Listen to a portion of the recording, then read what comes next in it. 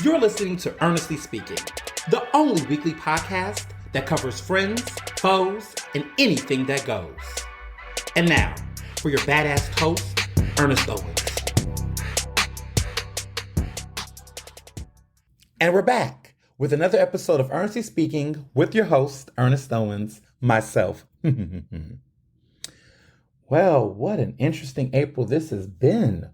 I mean, the East Coast is literally shaking, right? We had an earthquake. We're about to have a solar eclipse that is going to take off. Quite frankly, I'm going to be in the house. I don't have the special glasses. I'm not looking directly at the sun. It is something that I'll see photos of. You know, I know there were partial ones in the past where a former president named Donald Trump looked directly at it, which you're not supposed to do because it can get you blind. But I will probably be at lunch somewhere, so I will not be looking directly at the light with or without the glasses. But it is a big one. I think the next time we'll get something like this will be in 2099. Yeah. So there'll be partial ones, but this moment is like, I think the last time this happened was like about 100 something years ago. So it is quite the event, but I'm not crazy about it. It's just like okay, it's only gonna be like what, 2.5 minutes, but some people go up for it. But no, this has been quite the weekend for me. I was in Chicago, Evanston, Illinois, for the Society of Professional Journalists Foundation meeting. We meet twice a year, and we strive to meet in person. So this was the first half. And so I flew down to Chicago, stayed in Evanston at the Hilton, had some great dinner, met some wonderful people, including the president of the Society of Professional Journalists, which is Ashanti Blaze Hopkins. She is the first Black woman and third Black person ever to be president of SBJ in their over 100 plus year history. And so it was wonderful to get a chance to get to connect with her, and also be a part of the SBJ Foundation. So she's the president of the Society of Professional Journalists. I am a part of the Society of Professional Journalists Foundation. The organization is split between two groups, the Society and the Foundation, which is, the Foundation is a multi-million-dollar institution that helps fund SPJ projects and programs. And so it's a national board, and I'm proud to serve on it. And so it was a great weekend of dinners, celebrating important people, wonderful meetings, networking. And I really got to enjoy Evanston. I really wasn't in Chicago. I was really in Evanston, which is the home of Northwestern University, which is a really big school. I got accepted to Northwestern, but didn't go because I ended up, of course, going to the East Coast. But interesting enough, they have one of the top journalism schools in America, which is the Medill School of Journalism. And if I would have at that time knew that journalism was going to be my passion, who would have known where I would have landed? But Penn was just great for so many reasons. But I had a good time. One thing I'll say about Illinois, especially Evanston, I really appreciate the food portions, because Philly is hit or miss with food portions, but it was the prices and the portions. Like, to go out and get a good glass of wine at $8, to see lunch specials where you're not really getting like scammed, where you can get a full pasta and a side salad for $12. Like, what? I was just in awe of the prices in Illinois and the food's portion sizes, and everything was pretty good. Like, there's some good Italian. We went to this really fun place that's like a wine. I forget what it was called. I think it was like Cobb something, but it was like this really cool wine spot that we went to. That it appears to be like a chain, like there's multiple ones, but their prices were ridiculous too, in a good way. Like, they had this wine situation, but the desserts, everything was just really good. I was really impressed. That stood out to me. And we were not in downtown Chicago, because if we were, I would have definitely hit up some of my spots. I need a deep dish pizza from Pequod's. I need, of course, the fried chicken situation, which is last year when I went to Chicago, I went, and I had to have Harold's, of course, with that incredible tangy sauce that I can't find anywhere else. But the food was good in Evanston. It was a vibe. Meanwhile, my brother, that's at Temple, got to enjoy the weekend that was WrestleMania because his big brother, myself, got him these ridiculous tickets. But you know what? I am happy I did because he really had a good time. And this was an iconic WrestleMania. I think this was their WrestleMania 40. And The Rock was there. And I'm a little annoyed with The Rock right now. I don't know if you all saw, but he went on Fox News talking about how he's not, endorsing Trump or any candidate, not Trump. He's not endorsing Biden or any other candidate and all that. And, it's just like, I just hate how celebrities get a lot of attention for who they support politically. He's a multimillionaire. He's super rich. Like his thoughts on politics are trash. He's talking about woke this and council culture. I'm just like, just be cute and do movies and that's it. Like we don't need to hear about what you think and what you regret doing. Like, have you not seen the other side?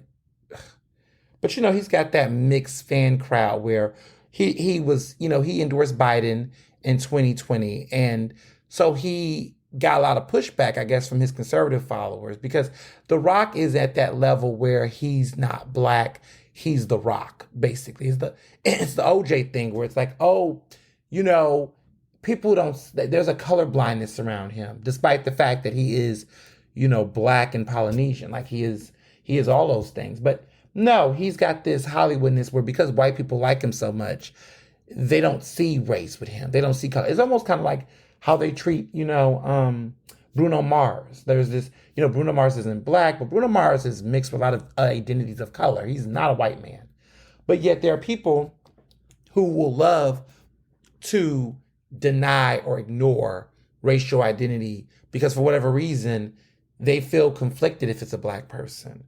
Or they want to not see that. It's so fucking anti-black and it's disgusting. But a lot of people do that. I will tell you, a lot of people do it. When a certain black celebrity gets a level of mainstream attention, then there's that erasure. Even with Latino actors, like we see it with J-Lo. But J-Lo plays into it, right? J-Lo oftentimes will be racially ambiguous and shed off whatever Puerto Rican identity she have. And that has led people in the Puerto Rican community to look at her and be like, girl, bye, when she code switches, whether it's her accent, her energy, about her New York life and all that. You're from the Bronx and you're Jenny from the block. And then there's a moment where you're not from the block and you're, trying to assimilate in whiteness. And it's kind of sad. But, but nonetheless, my brother enjoyed WrestleMania and he had a good ass seat. Okay. I went on Piers Morgan. Another month, another Piers Morgan interview. This time I was on the show for a 20-minute segment, which was awesome. And I was on there talking about these topics. But they were making this argument about like how Disney is experiencing pushback or financial flops with their recent Disney films they've been putting out. And they were arguing because Disney's been going on this woke direction, which... Look, some Disney movies have not done as well as projected, but I don't think, and I said this on the show, I don't think it's because of this whole wokeness, which again, these words, woke, DI, just say more black people, more queer people, women-centric storylines, like just say the thing, right? Because they don't want to say that, because if they say that, then they're basically implying that films with just white, straight men are ideal or great, or movies that fixate on them in that way. That is the standard, or that is what they miss. So they try to, frame anything that is diverse as being woke or political or something, and that's not necessarily the case. So I debunked a lot of the bullshit they were saying about, people don't want to see woke films and yada yada. And I'm like, you mean diverse films? Black Panther is one of the most successful Marvel films of all time. The only one to get a Best Picture Oscar nomination. And the second one, the only one to get an acting nomination, because most of those movies, people laugh at how, the movie got all of these great special effects, but the acting is trash. But Black Panther got a Best Supporting Actress nomination for Angela Bassett, and she was actually close to winning. So there's a lot of things that Marvel films that are diverse have been able to pull off. So I call bullshit on it. There was this interesting woman that was on the show. Her first name is Esther. Black. She's British, I believe, and she has. She's a good looking woman. Definitely got a lot of personality, but it's obvious that they're trying to make her the new Candace Owens. I mean, she just goes every time something's left, she goes right. She's like a contrarian by interest. And so we were on there, doing our debating and everything. And I end up calling her Candace Owens Jr., which became a thing on the internet because I saw what it was. I'm like, who are you? Where did you come from? And here you are, I mean, talk about somebody. I mean, the internalized misogynoir, the anti-blackness. I mean, she plays into it, and it's like, but not that I have an interest in any of these types of folks, but like, what's interesting about her is like I don't understand why. Like Candace Owens had a villain's story. There was a villain origin story behind Candace Owens becoming who she is and why. But I don't know what is Esther. I just think she's just jumping on a trend. And, I think we're going to see more of that because, Candace Owens, the Daily Wire, cut her show. She's canceled in many ways. She's trying to find her way back into certain black spaces and places, of course, like the Breakfast Club is trying to give her that door in. Will she succeed? I don't think so. But maybe, you never know. Stranger things have happened. But I'm also in this space now where I'm like, we're going to see in America and also across the Atlantic of this trend of trying to figure out who's going to replace her, which is ironic because while we're criticizing DEI, I don't even think she realizes that she's benefiting off of the DEI of it all within this conservative, right-wing type of commentary world. So it's very interesting to see. But nonetheless, I'm back on, and it's been over a year since my book, The Case for Cancel Culture, came out, and I'm still on Piers Morgan. He can't get enough of me. It is what it is. Listen, the check's clear. So it's funny. I want to give a big birthday shout out to one of my good friends, Kelly Mirbot. She just turned a great, wonderful age with a 4 before it. Her birthday was this past week, but she is going to be having a wonderful birthday party over the weekend. I can't wait to come. It's going to be fabulous. And I love a good birthday. It's been a while since I've been to any, I feel like, birthday parties outside of the ones that I have thrown. And I guess the Lip Brothers in January, there hasn't really been that many birthday parties. People are really like, I feel like this year just feels like a year. A lot of people are like downsizing, doing like, little dinners, not really anything major. It feels like, I used to think maybe I could do a year where I just don't do anything and just kind of have a little, but it just don't work that way. I have too many friends. I have too many people I know where it's the one opportunity where I can get everybody, like 30 something plus people together. And I love that. Right. And also people kind of expect it. And also I kind of in my head, planning in my head. So throughout the year. So it will definitely be another birthday party. But like my husband didn't do a party this year. It was just us going out. We traveled. We did a whole little escape staycation thing. But yeah, he's not really, next year will be the big 3-0 for him. So there'll definitely will be a party of sorts. But this year he was just kind of chilling. But like, no, Kelly is doing a big party and I love it. And so I love a good party with food and drink. I'm here for it. So I'm super excited. I'm super thrilled to be able to show up and go out. I spun the block to Bar Leisure this week. This is the Schultz and Collectors restaurant. This is their newest restaurant that is on Sansom, right under Giuseppe and Sons, which I went to not too long ago.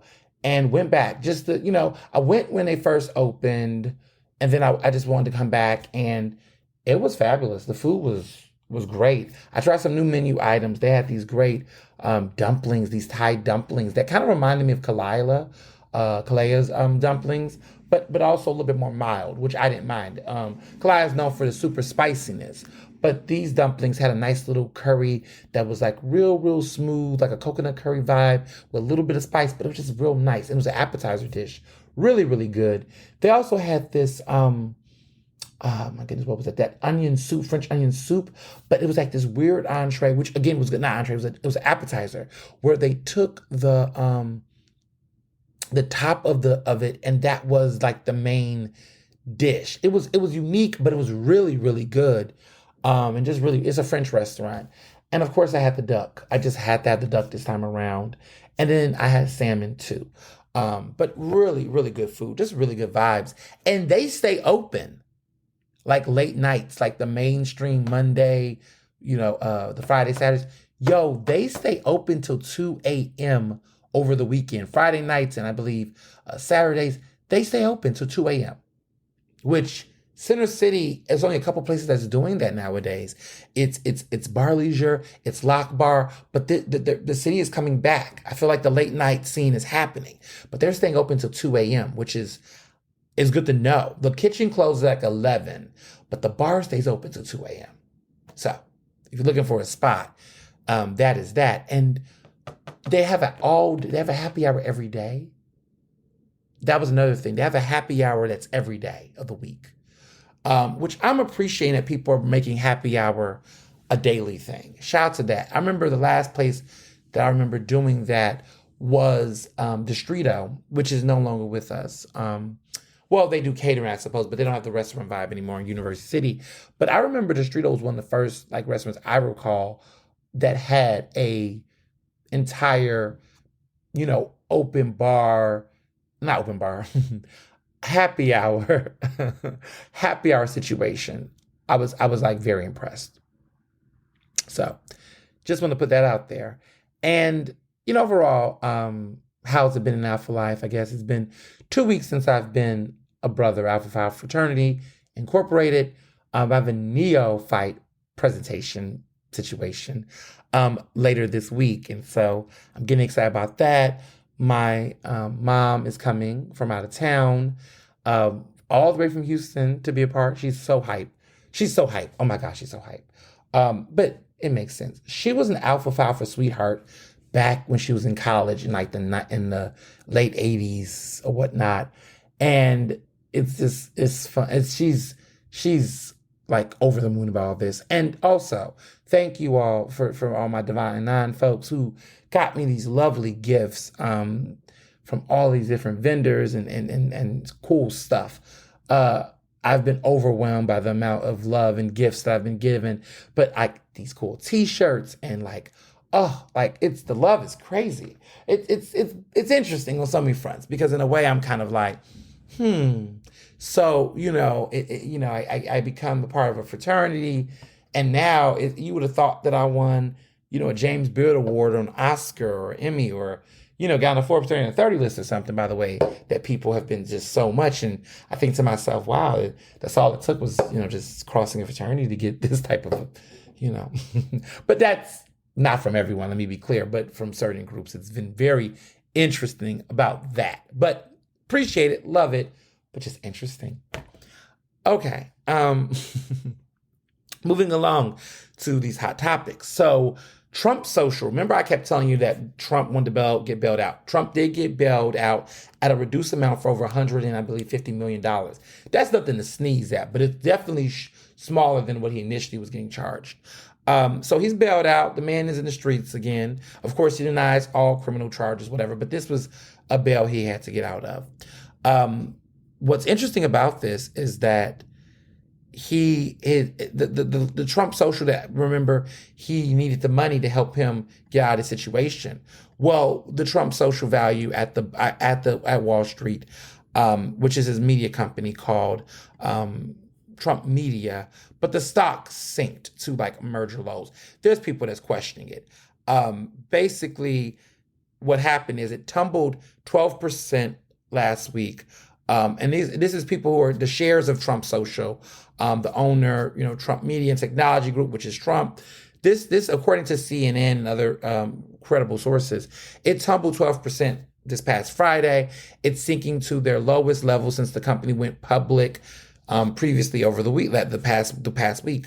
This sell-off, this has erased nearly $12 billion from the value of Trump's stake. They shared earlier that they surged as high as $79.38. That was back on March 26th, which is the day that the trading had begun. But since then, The shares prices plunged by 49% from that amount, with the closing price at $40.49 on Monday. So they went from $79.38 on March 26th to then $40.49 on Friday. This is ridiculous. Like, this is massive. They basically lost about a third of their value in the past week since that. It's crazy, but what's interesting though is that Trump media shares have still spiked by more than 130% so far this year. So there's this up and down. But I remember telling you that this was going to be wild, that initially he had the stake in this company that was initially worth $3.2 billion, Trump did, but that's down by $4.9 billion at the end of this previous week. Like, he lost $58 million Trump media lost $58 million last year, which was light given that they were worth $4.1 million last year. So there's just some weird stuff that people are thinking, that there are some people that are saying that they think that Wall Street is overvaluing it. People think that, it's a scam. People are buying the stock, are being called dopes. People are basically saying the company has no real revenue. It's a lot of things. And of course, the Trump media spokespeople have denied these claims. They said it's not a scam. They're calling people diehard Trump haters. They're calling them left-wing, flacks. But it is looking a little weird. And I told you all when we spoke about this, that there was something weird going on out here with this Trump stuff. And I told people, stay woke, because I don't know. This company, I just don't see the value, but whatever. Speaking of Trump and potential lies, Trump has claimed that at a recent fundraiser, he raised over $50 million at one particular fundraiser. Now, this is coming off of the hype that Biden, Obama, Clinton, that big old triple threat fundraiser they had in New York City a couple of weeks back, where they raised this historic over $26 million at that fundraiser. Now Trump is saying he's raised $50 million, which would be way more than he's raised this entire cycle, which I don't believe him. I don't really believe Trump at all, y'all. I'm just gonna be 100. But this is what he's saying. There's been no verification. We would have to look at campaign finance reports and see if this money is true. But I just feel like he is in constant competition with Biden, not just in the polls, but amongst ego. So, if you heard that and you're like, oh, I'm worried, what does this mean? I doubt he even raised $10 million. I just don't see it. I don't know how you go from no money to $50 million. I'm not seeing it personally.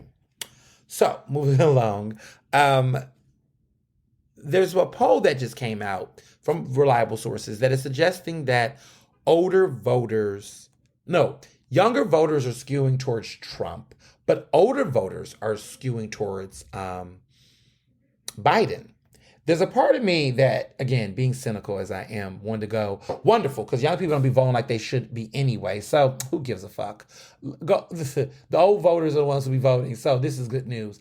But then I'm like, actually, maybe we should take this more seriously. I don't know. I don't know. The data's interesting. There could be some truth there. I don't know who they're polling like that. I'm interested in this, that there is these key voting groups that are shifting in this race. Even though polls are also showing that Biden is leading Trump by 10 points in key swing state polls. So in a key, it's interesting what's being said. And this is in Pennsylvania.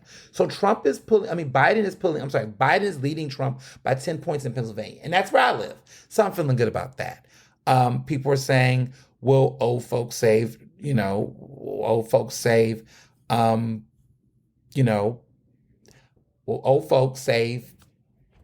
Biden? People are saying something weird is happening with this poll, right? That it's either a sign of massive electoral realignment or the polls are wrong again. And I sense this, right? So these polls are saying that Trump is the ascendant with the youngest block of the electorate, even leading President Joe Biden in some surveys. Now, this is Political reporting this, saying as less engaged voters spurn for Biden. But they're also saying that Biden is stronger with seniors than he was 4 years ago, even as his personal image is significantly diminished since he was elected last time. That's what they're saying. This is a major generational shift. They said for decades, Democratic presidential candidates have overwhelmingly voted young, which is true. Democrats have the younger base. But they're saying Republicans have done the same with the end of the electorate with older people. But they're saying the polls after polls are showing that that's flipping this year. I don't believe this. I don't know. This is one of those things where, yet again, I don't know.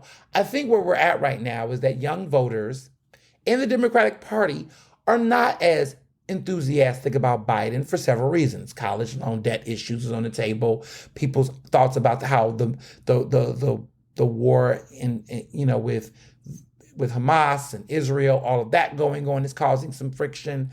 But I think this is one of those things where the voters I know, right, young voters, I'm in that group, right? I'm under 35. We're not happy about Biden, about how Biden is moving. I'm a little more agnostic to it all because, at the end of the day, when I go to the polls on November 5th, in the general election, I'm going to be voting for Biden. Like, I'm not even going to pretend that I'm going third party.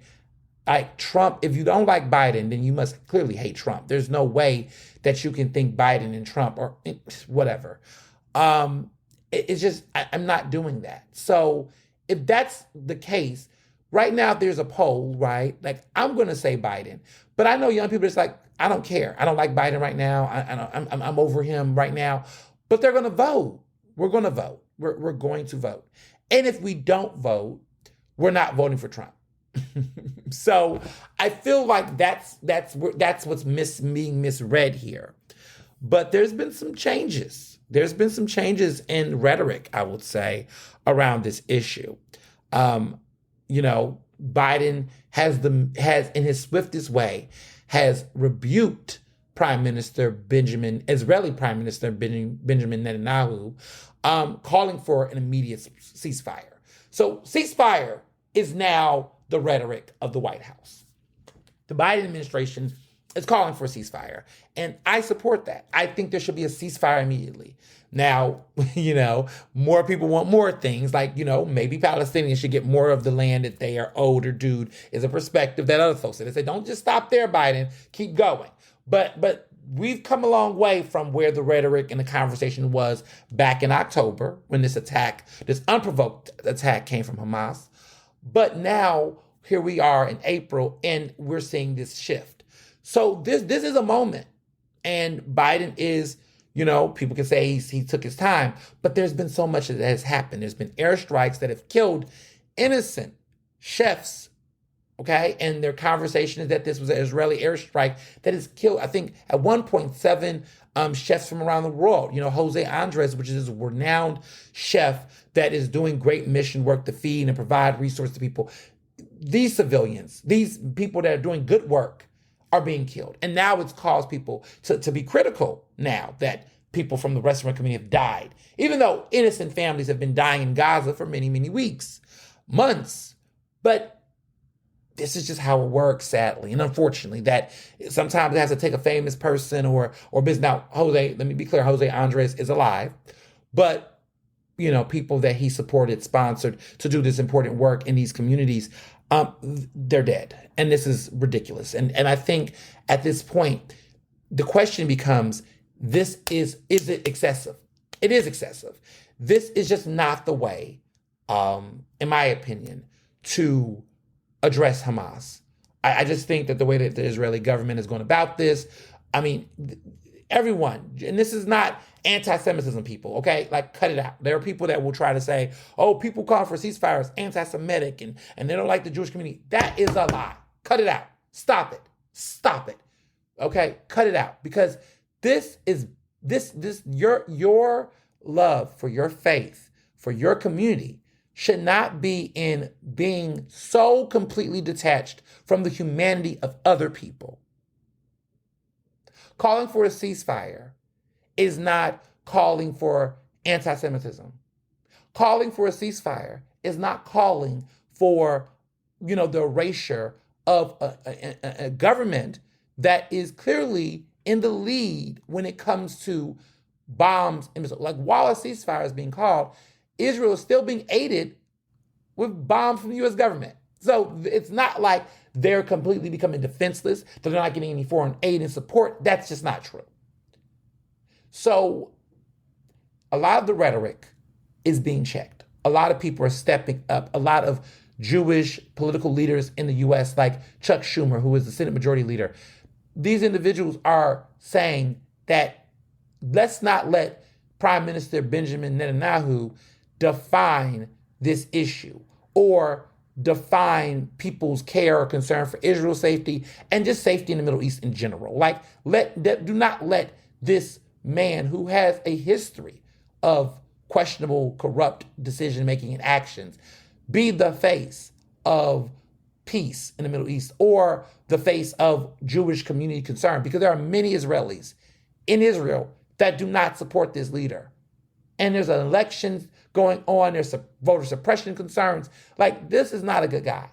And there's also people having conversations about the relationship that he has had with Hamas before the war.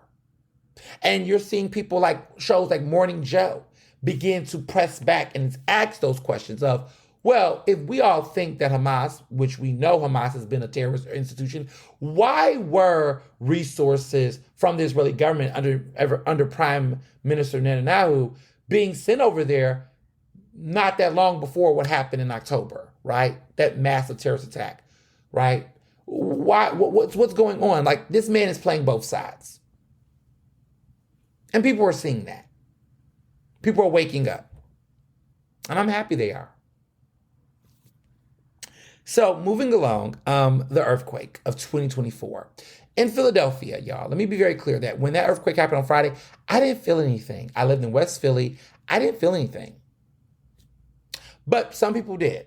And Philadelphia, first of all, the 4.8 magnitude of this earthquake was really in New York City. And then it hit parts of, I believe, Jersey. I think some people in Delaware felt it, but really it was really by the docks and the shore of New York City, which is unprecedented. Like, earthquakes do not really happen on the East Coast. Nothing of that magnitude. So that was saying a lot. But it was a lot going on. And what I will tell you is that Philadelphia showed its ass. Philadelphia just cannot help itself. This is a city I love, but I'm like, y'all, a little rumble that did not cause any massive damage, right? Had people on social media saying, the rapture is coming. You got to get right with God. You got to get right with Jesus. I just wonder how LA, my people in LA, my folks in California, can you all give, Philly some advice about how to deal with things like this? Because for you all are dealing with this on a larger level. Now, we're sharing things with you all in a scary way, right? We're now getting wildfires. We're now getting earthquakes. Like, listen, climate control, climate change. Y'all, it's real. We got to take this seriously. I don't know what to tell you, but we got to take this seriously. Like, enough's enough. Like my girl Cardi B said in her recent song, enough is enough. We got to take climate change seriously. Because at the end of the day, that's where we're at with it. Like, every time these things happen, like, why did it happen? Climate change. Okay? We need to get serious about our carbon emissions, greenhouse gases. Like, we need to take this shit seriously. Reduce, we need to, these big ass cars, cut it out, right? Like, and then be clear, it's not an individual thing. This takes government cutting down these emissions. Like, there needs to be policies reducing our carbon footprint. Like, there just has to be. I don't know. I'll do more meatless Tuesdays, Mondays and Tuesdays, whatever. Like, whatever we got to do. Because this is getting serious. It's been serious. And, these April showers are no joke either, right? Like, the consistent rain, right? The patchiness of the weather. One moment it's cold, one moment it's not. Like, this is serious. And it's real government intervention. And I wish that it was a topic where we made this a major topic in a presidential race. But unfortunately, because we're too busy trying to get jobs and get out of debt and, save democracy as we know it, the environment just consistently gets put aside. And it's frustrating. It is really frustrating. I must say, it is really frustrating. But nonetheless, people were hilarious on social media. And I even got a little viral. I got a little bit of funniness on mine because I just basically said, look, when there's a hurricane, when there's an earthquake in LA, people just say, put the windows down. Philly, Jesus is coming back. Like that's the answer. That is the difference between Philly and the rest. This is how probably folks in Atlanta felt when they saw snow a couple years ago and there was some snow in the streets and everyone in Atlanta acted like it was about to be a blizzard. This is just how we address weather in this country, which is a lot. But speaking about things that were a lot, Philadelphia City Council did something and then didn't do it. Had a moment but didn't have a moment, and it's very interesting. So remember, I think it was last week, I was telling you all, I was giving you all an update, maybe a week ago, whatnot, that there was a clashing between Council President Kenyatta Johnson and longtime city council member Curtis Jones. And there was talks about how this young woman that was a Palestinian protester, demonstrator, was trying to speak at public comment to call for a ceasefire and talk about these important issues. Well, there was a bill that was going to be on the floor to vote on at council that was going to call for a ceasefire. The person who led the charge on this was city council person at large, Nicholas O'Rourke of the Working Families Party. Now, to be clear, the Working Family Party as a political entity has called for a ceasefire way back in, I want to say November, or even maybe earlier, but they called for a ceasefire very early on before the Democratic Party and leaders were calling for it. So, you got to give credit where credit is due. So they decided to take the lead in writing this resolution. Now, this comes off the heels of the controversy that happened last fall when then council member Kenyatta Johnson had really kind of pushed for this statement calling for peace in the Middle East. And it was kind of pro-Israel led and pushed by pro-Israel lobbyists in Philadelphia, political groups and whatnot. And it caused some division because it kind of, people argued, denied the issues and harms that was happening to Palestinians as well. But here we go into now April, and here the Philadelphia City Council, which is predominantly Democrat, was going to, call for this ceasefire. Now, granted, they have no actual political clout where they could actually influence anything, but it would have been a big deal for a major American city to be a part of this. And what a great way to change the conversation or add and be fair, arguably, compared to what happened in the fall. Well, it didn't happen, y'all. It didn't happen. And let me be clear. It did not happen not because city council members were not ready to do it, even though there were conversations about, we shouldn't begin ourselves in international affairs and yada, yada, yada, even though they did in the fall. But there was an opportunity, a moment that could have happened. The issue was, apparently based on reports, is that pro-Palestinian organizers did not approve the language. They felt like there should have been more that should have been said. And there were, I believe, some members of, according to Curtis Jones, I interviewed him, they talked to both sides, right? They talked to pro-Palestinian organizers and pro-Israel and tried to figure out the proper language. And they could not come to a conclusion, which meant that it got pulled out of the conversation. It didn't happen. Damn. And so it wasn't the elected officials, apparently. It was actually the organizers. And that can be respected, right? Because you don't want to co-sign something if you don't feel like it's going to express the true concerns. I don't know exactly what some of the language were, but I know that anytime the term genocide is being referenced, if you're having a conversation or if the term ethnic cleansing is happening, even though, people will argue there's validity to these statements and these terms, pro-Israel people and pro-Palestinian people, they're going to disagree on that definition. So I can see pro-Israel supporters in this situation not wanting to define what's happening in Gaza as genocide. Even if one could argue that if you listen to the definition of a genocide, that there is some plausible calling a thing, ethnic cleansing has been used. They don't like those terms. They feel like those terms mischaracterize what's happening right now in the war. That is the pro-Israel position. And then of course, Palestinians, pro-Palestinian organized supporters beg to differ. But I can imagine if that was something, hypothetically, I don't know for a fact, was on the table in being referenced on that resolution, then I know that that was going to be a no-go for the other side, and that could have led, like, if city council said, no, we're not going to use genocide, I could see them being like, well, what are we calling it? We're not going to call it a humanitarian issue. We're not going to, so I think there might have been some clashing on whether or not this was accusatory to Israel. Like, how do you say this without indicting Israel? Which I don't know how you can, because it's not Israel, it's a government. The Israeli government is responsible for these airstrikes that are killing thousands and thousands of innocent people. Like, I don't know how you cannot indict Israel. You can say a ceasefire, but then you can't say, anyway, you understand what I'm saying, people? I think there is an issue where there is a sense of divorcing accountability, and I think that may have played a role. Close sources have told me, of course, close sources connected to this have told me that there was an issue around some of that language. And, look, would have been nice to see a ceasefire resolution. Absolutely. But this is a serious matter, and words matter, terms matter. And I also think people are thinking about their reputations, right? And thinking about, like, hey, I don't want to look like I signed something that's completely lukewarm or spineless. So there was a lot of factors that shaped this, and I think it's been interesting to watch. So in other local politics, there has been a lot of chatter about, this, interesting situation that's happening in North Philly. This state rep race that is going on between Malcolm Kenyatta and Lewis Nash has escalated. It's gotten really, really messy.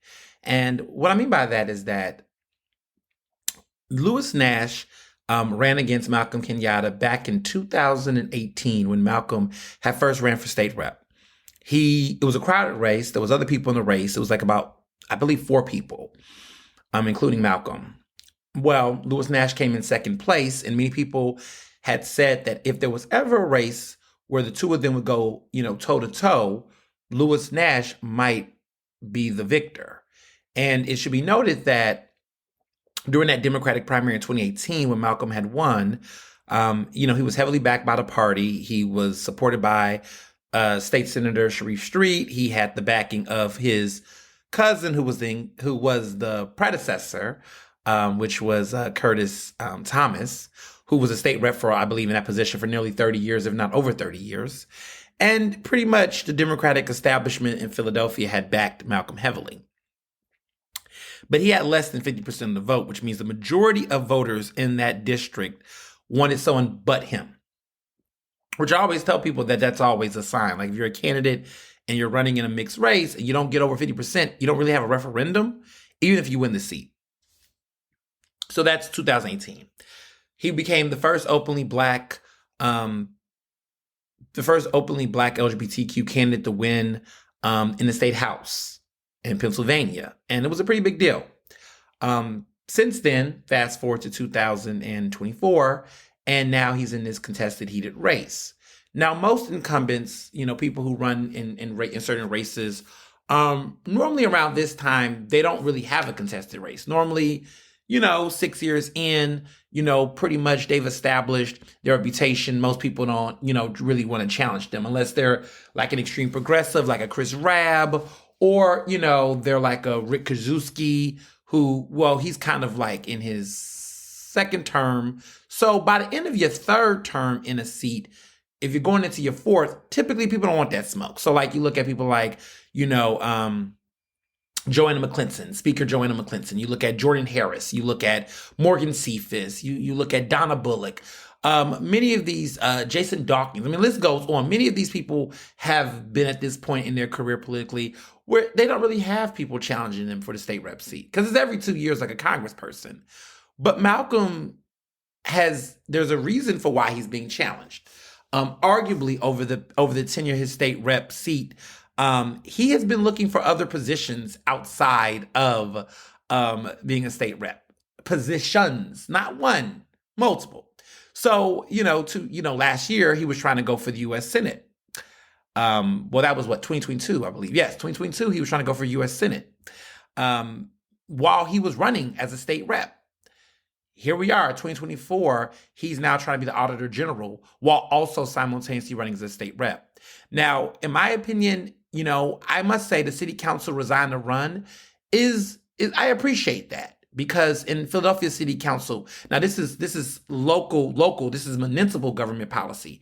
If you run for a city seat and you are currently a city official or a city employee, you must resign from your city position in order to run for an elected seat. So in other words, unless you're like, actually, let me think. Unless you're an incumbent running for your seat, if you try to run for another seat. So for example, the city controller, in trying to run for mayor, has to resign from the city controller position in order to run for the mayor position.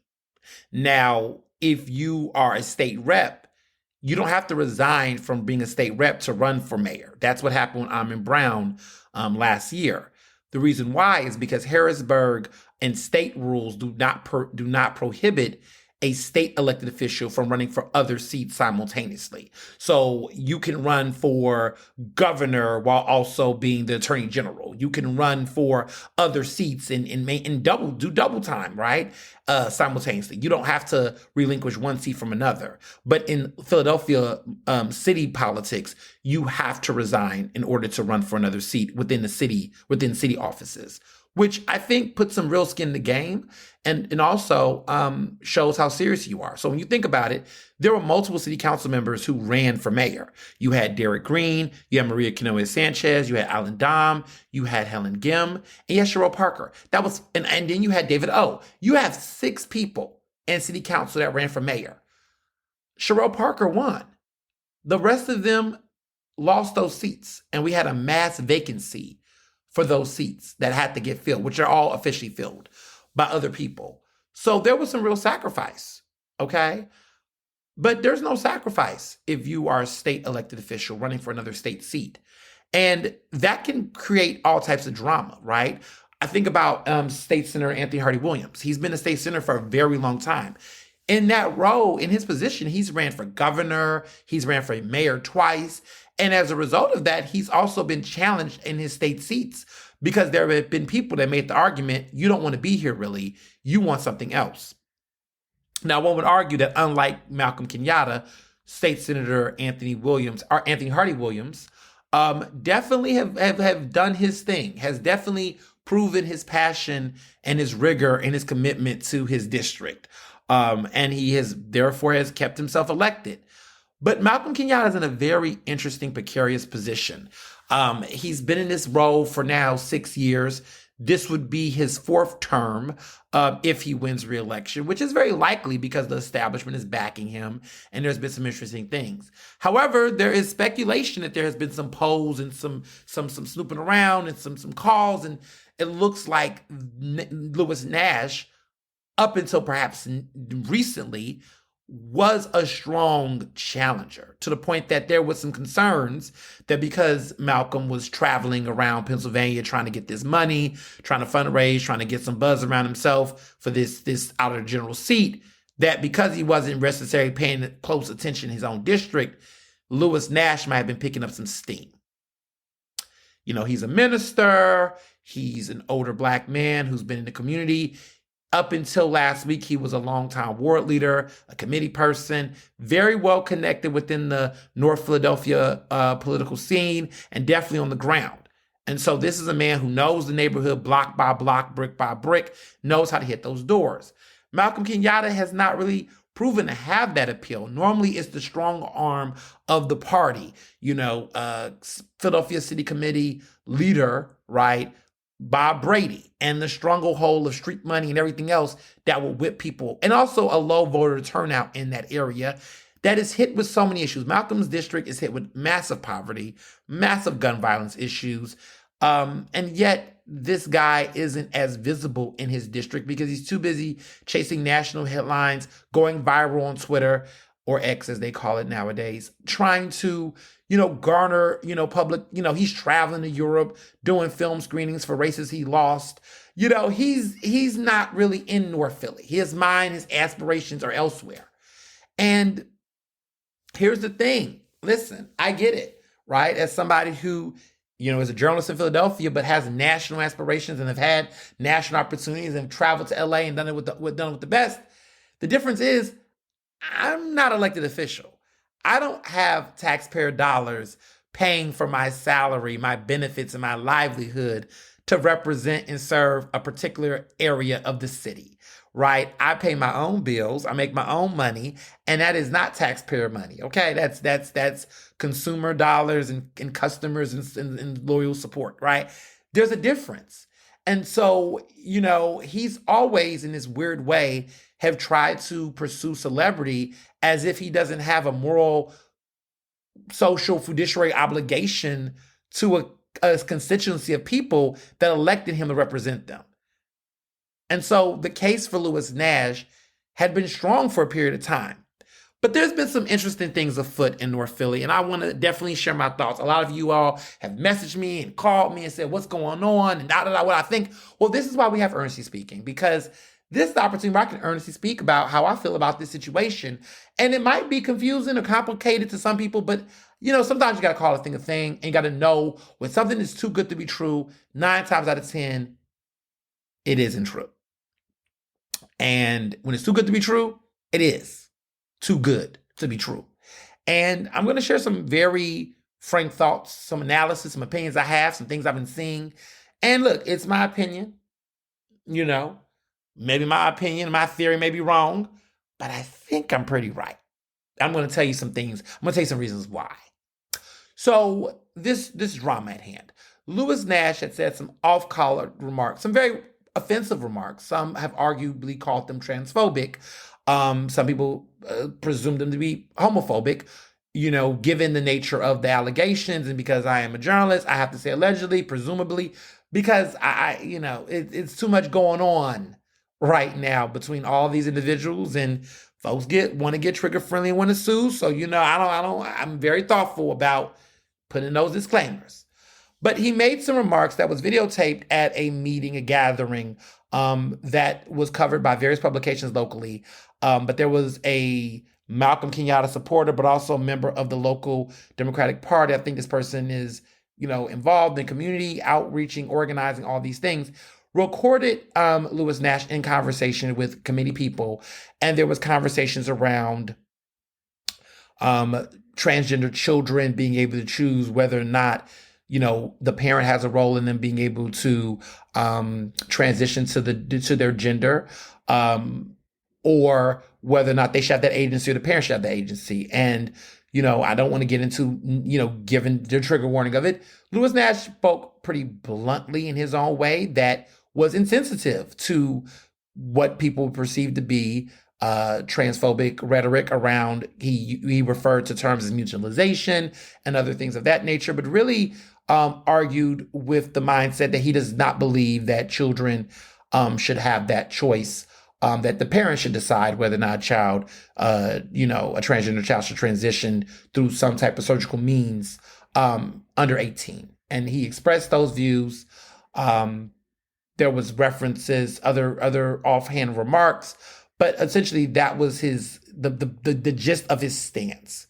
And the way that he presented it was not politically correct. It was politically incorrect and very insensitive. And clear that this man doesn't know a lot about, has not probably talked to transgender people or advocates on proper language, proper things to say.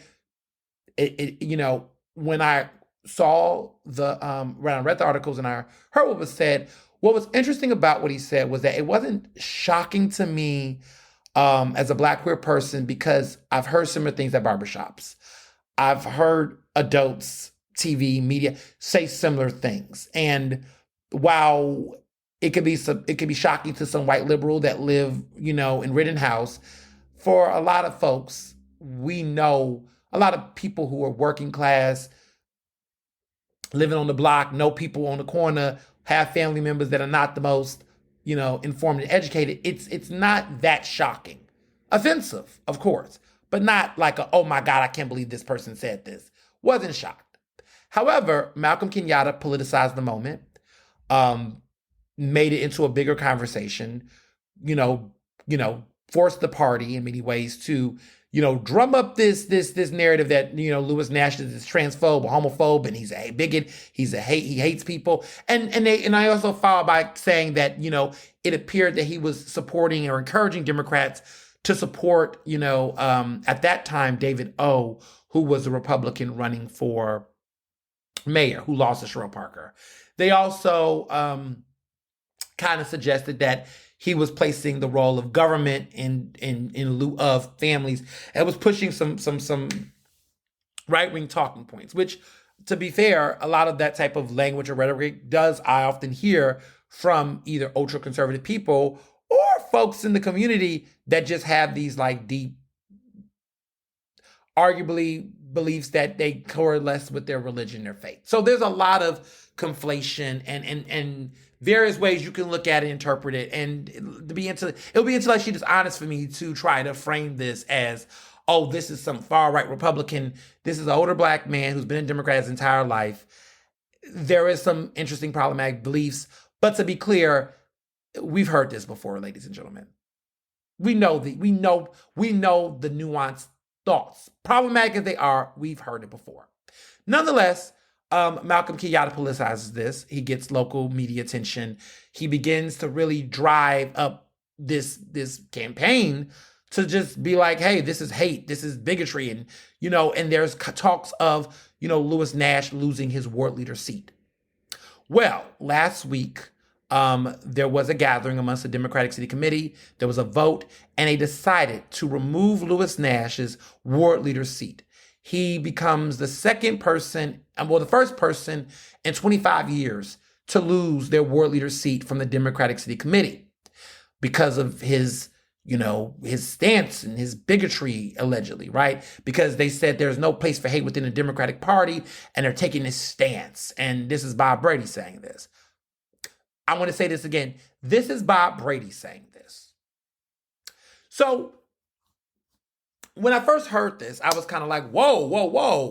Democratic Party taking a stance against transphobia, homophobia. Whoa. This is a big damn deal. But I was like, wait. Hold on. This Lewis Nash is the first person in 25 years to lose a ward leader seat? Then I started doing my research and being like, there has been, not dismissing the concern here. One would argue, was there a due process? Did they ask for Lewis Nash to make an apology? Was there clarity on what he said? Was there a warning? Was there a rebuke? I just thought it was interesting that this went from 0 to 100. It's for various reasons. But I'm looking at this and I'm like, okay, there's got to be more to this story. It just seems like the Democratic Party in Philadelphia decides to wake up and care about something that isn't this massive scandal. It really isn't a scandal. It's some off-color remarks that got caught on camera by a supporter of Malcolm Kenyatta, that gets caught recorded, and this becomes this big thing.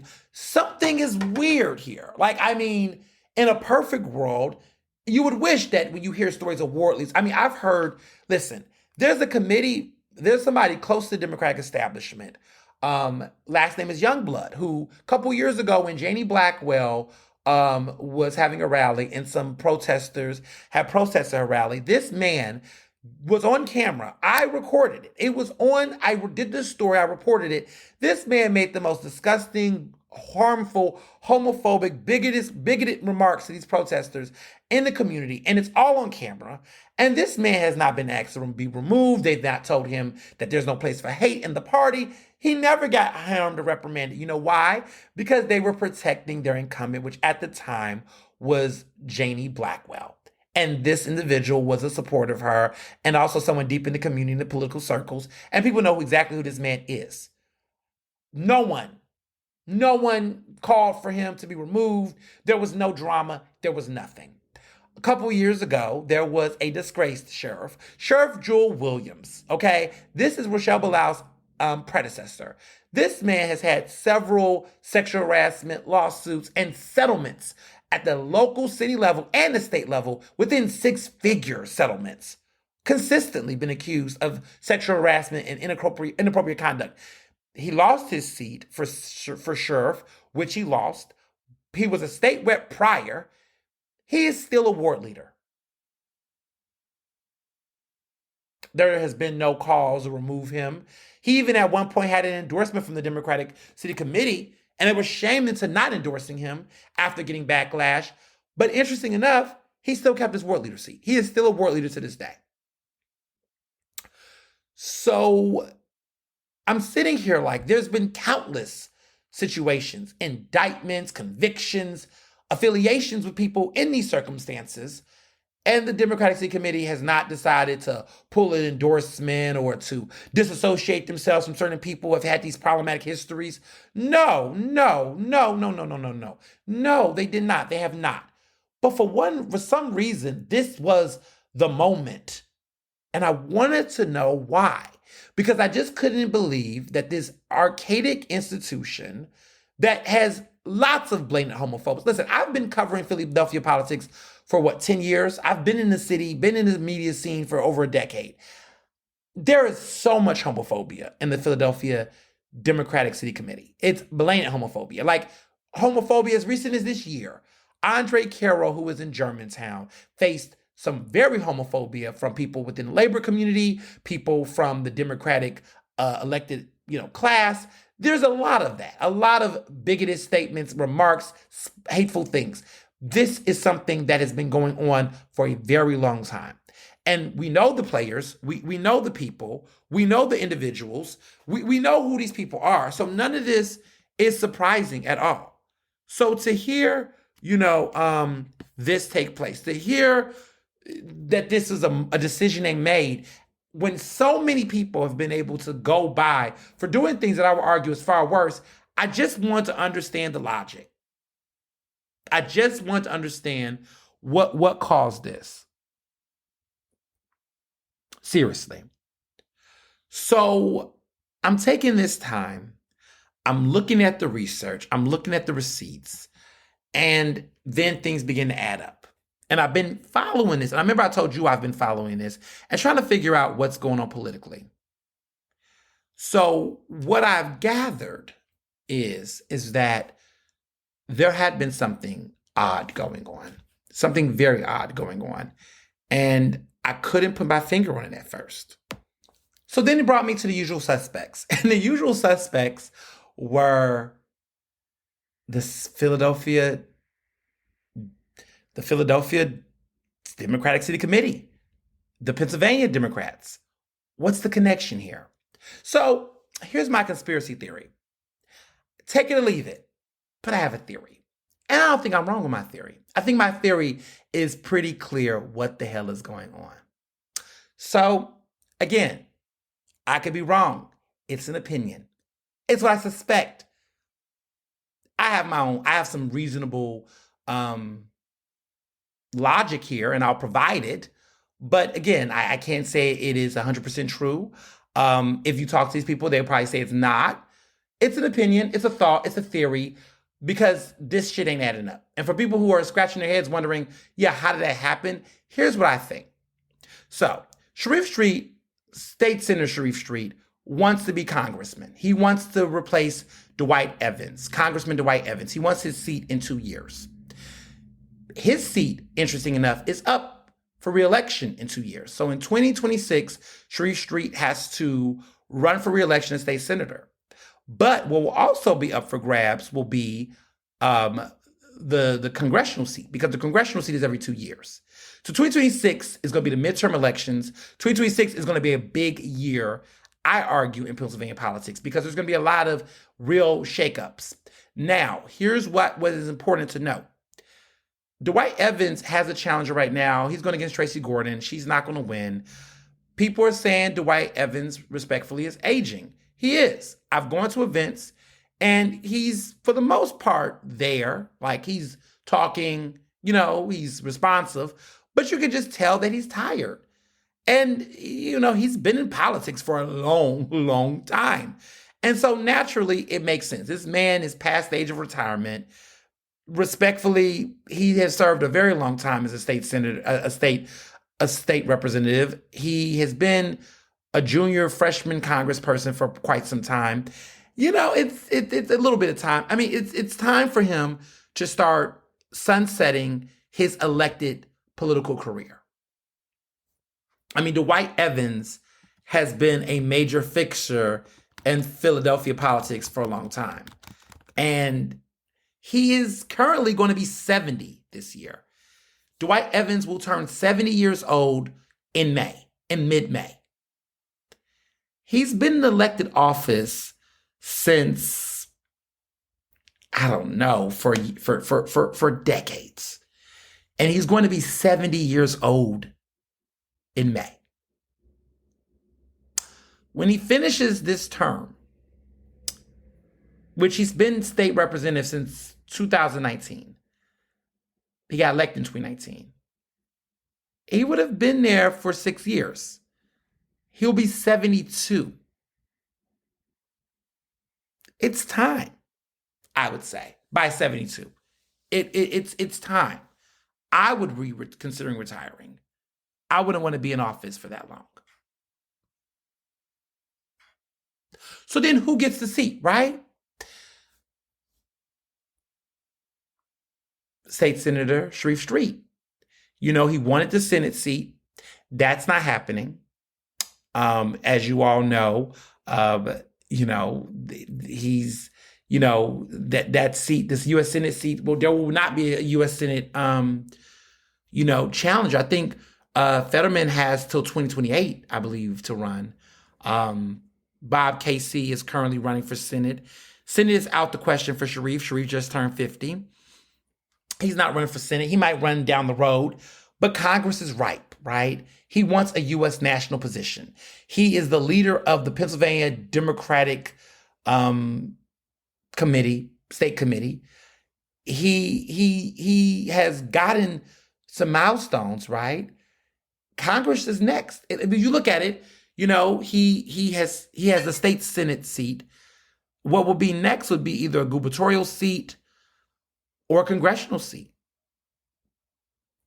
I think he wants to be in Congress. And I think he found his way in. Now, there was rumors that, last go around, he was trying to really cut some dirty deals, allegedly, with the redistricting so they can play in his favor, and he would not have to go against Brendan Boyle. That's not happening. Brendan Boyle is going to be a congressman for a pretty nice time unless he chooses otherwise. And Sharif Street's not running against him. He doesn't want that smoke. But Dwight Evans stepping down, passing the torch to him, he's a shoo-in for that seat.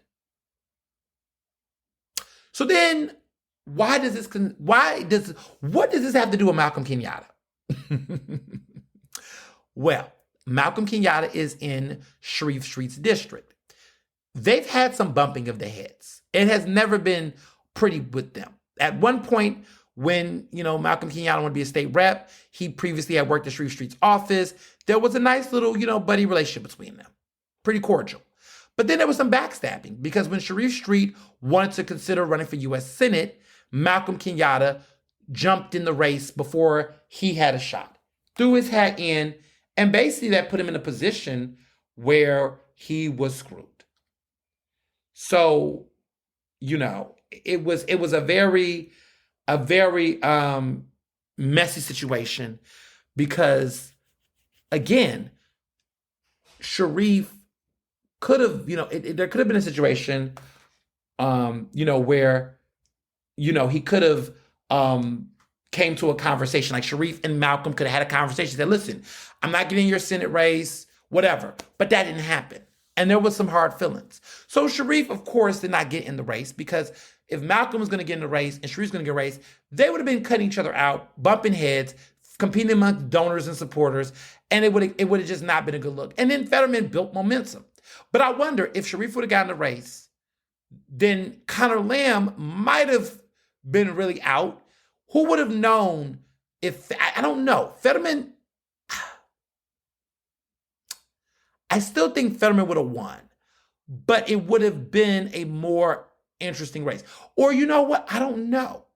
Maybe Fetterman would have not won in the primary, and then maybe Sharif would have lost in the general.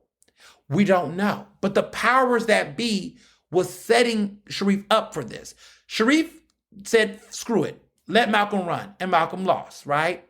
But what Sharif did was he built state power. So then he becomes the chairman of the Pennsylvania State Committee, which is a big deal. He's the first black man, first black elected official to achieve that. It's a big milestone. He's black. He's a Muslim. Also, he's the son of former Mayor John Street. He has all these accolades at this point. So now, what happens? What happens is that he's got to figure out some things, because there were whispers that Malcolm would probably go for Congress. And to be quite honest, I don't care much for Malcolm Kenyatta's politicalness, because I don't think he does enough shit to warrant all of the facts, the ways in which he tries to aspire to political. Like, before you want to be a U.S. senator, can you actually achieve something as a state rep? Can you actually like create legislation, pass legislation that is yours? You know, it's easy to jump on and co-sign this, that. But what legislation is this man really led that is as of its own in Harrisburg for him to feel the way he do? Like, there are legislators out there. Like, you know, you want to talk about legislators. You got people out here like Jordan Harris busting his ass. Like, he's out here shaking tables, right? This man ain't doing that. Where's the legislation you've done? You won't even touch the PA Fairness Act anymore, because ask him why. Why hasn't he talked about the PA Fairness Act in a while? Why is he not pushing that to have statewide protection? Why? Ask him, because he's been quiet on that. And as a member of the community in Pennsylvania that know that there is still no statewide protections for LGBTQ Pennsylvanians, and to know that there is an openly gay state rep in that office that has been quiet about it for his own self-serving political interests, that just tells you how this man moves. So, it makes sense that, in my opinion, if there was ever a seat for him to run for that made sense, would be Congress. Because let's be real, there's a lot of people running for Congress that don't do a damn thing. Honestly, they join, they vote the way the party works, but they want the salary, they want to sit in on Capitol Hill, they want the flash. It's a grand one, right? We've only had 2 openly black gay congressmen. But if he gets elected, he'll be in that group. He'll be in that number. I mean, Montecito Jones is trying to fight to get back in, but there is Richie Torres, and it is interesting though. But he would be a standout, and it'll be an easy opportunity for him to shine. I thought that from default he would go for Congress. Why waste your time going for Senate? Why waste your time doing anything else? But I wonder if strategically Malcolm's plan was to run a big race like that so that he can prime himself for a congressional race.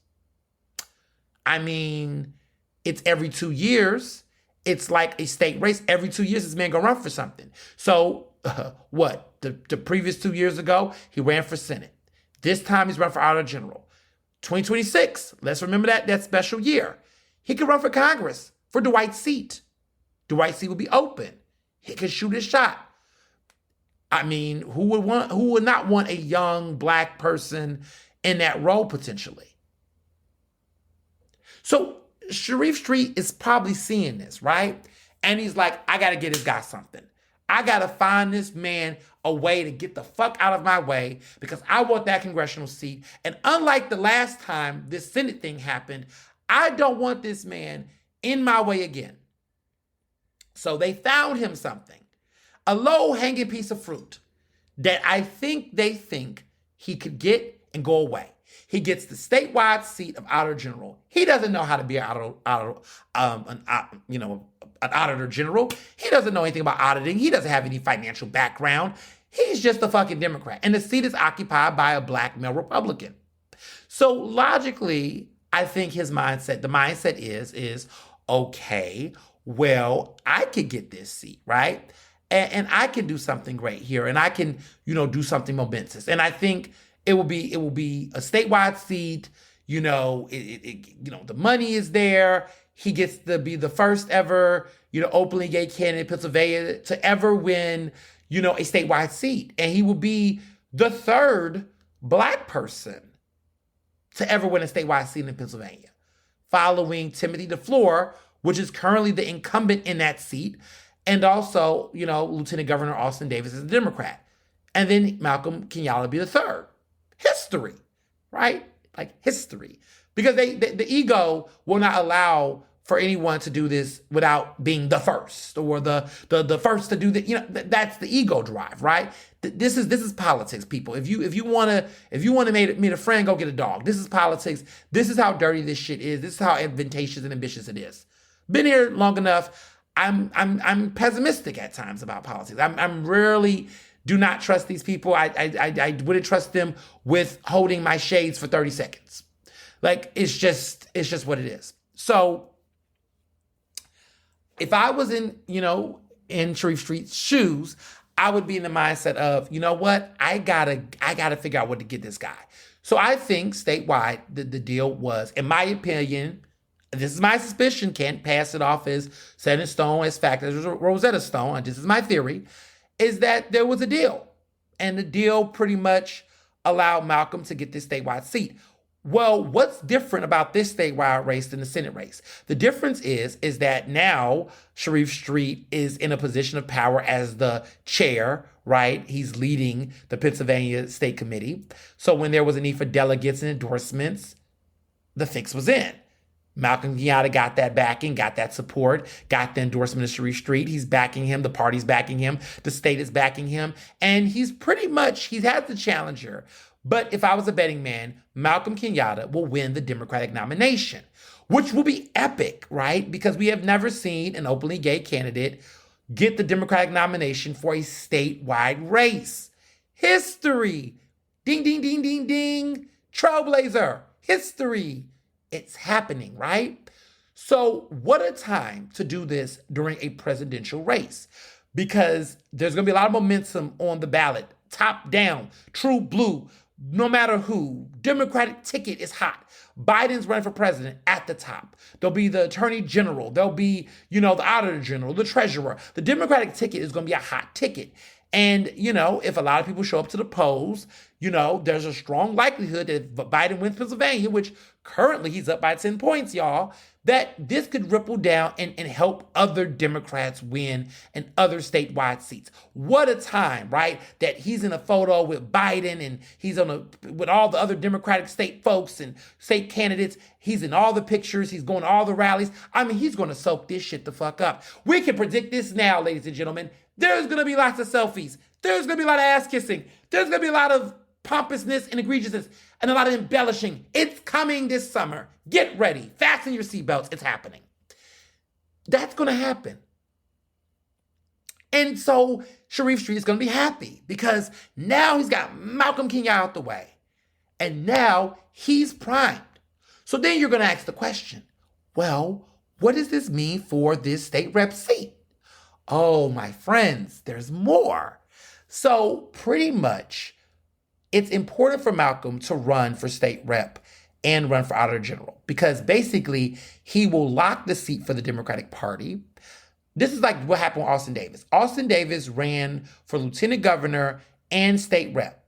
He was on 2 fucking ballots at the same fucking time. He won both of those seats. He won lieutenant governor and state rep. Well, guess what he had to do? He had to resign from his state rep seat when he won. What does that mean? That seat goes back to the Democratic Party. But guess what? It doesn't become an open race. It becomes a special election. And the Democratic committee leaders and people in position can then select a candidate from their group. Now, how do they determine this candidate? They can flip a card. They can shake somebody down for some money, upwards of $50,000 or more. They can just cherry pick a person they want in leadership that would trump rank. We don't know. But there will be a pick within the district that they will pick. Well, sitting on the sidelines is Alicia Richardson. Alicia Richardson is married into Sharif Street's family. Alicia Richardson has a top senior staff role working for Sharif Street, and she's connected to his family. She's married into his family. She's also a senior staffer for him. And fun fact, if you remember this name, she ran in the 5th district for city council in 2023, last year. She was able not to make it on the ballot, and eventually the seat went to Jay Young. For those who listen to this and saying this is getting spicy and getting juicy and you getting your life, please keep sipping because it gets even more interesting. So Alicia Richardson wanted to get that seat. That there was a deal allegedly that was crossed because they were in that race. It was a lot of people in that 5th district city council race replacing Darrell Clark's seat because Darrell Clark, who was then the city council president for Philadelphia, he stepped down. Darrell Clark did. So there was a vacancy there, and everybody and mama wanted it. Well, Jay Young was a former staffer of Clark. There was another person, but these people couldn't get their ass on the ballot. They couldn't stay on the ballot. They got knocked off. It was drama. Jay Young was the last man standing. Jay Young got the seat. So now Alicia Richardson got to figure out, well, what's next for her? We know what's next for her. When Malcolm Kenyatta, if Malcolm Kenyatta wins this statewide seat, then he will also be winning his state rep seat because simultaneously that's the plan, right? So pretty much the seat will then go back to the Democratic committee. Sharif Street is the state chair. He will push, of course, Alicia Richardson to be the Democratic nominee for that special election. And 100% of the time in special elections, in Democratic races, the Democratic nominee in the special election wins. Alicia Richardson will be walking into a state rep seat if the cards are played the way they're supposed to be played. If the fix is fucking in, that's how it's gonna play. So now Alicia Richardson will be state rep if this hypothetically works. Malcolm Kenyatta gets the statewide seat. Sharif Street is going straight there. The question then becomes, well, who will be the state senator? Now, I don't know who will be replacing him if he gets to Congress. But a little birdie in me tells me that Patrick Jones, who is also related to him, might move to North Philly out of the Germantown area and might move over to Sharif's district, and he might put him in the state senator seat. That's just me thinking out loud. What do I know? Nepotism is real in politics. And then Sharif Street has his, empire. He's got Malcolm out the way. Malcolm can do whatever he wants with that goddamn state seat. He can aspire to run for something else. He gets his congressional seat. He takes care of his family, right? He makes sure Alicia gets the state rep seat that arguably she deserves because there hadn't been a woman state rep in that district in over 30-something plus years. And it would be nice to see a black woman in that state rep seat. So I have no shade against her getting it. She deserves it more than Malcolm. I wish she would just get it and go against Malcolm and take it from him. But politics are politics, right? So now, here's the thing that threatens all of this. Lewis Nash threatens this. Lewis Nash has a strong chance potentially of pulling an upset and beating Malcolm Kenyatta. And if that happens, then Malcolm Kenyatta is going straight to a general election with an out of the general seat without no state rep seat, no cushion. So there is the possibility that can happen. Which is why I think there was this push to get him out this world leader seat. They're trying to strip him of power. And arguably, you could say Lewis Nash could have shut the fuck up and not said what he said to put himself in the position.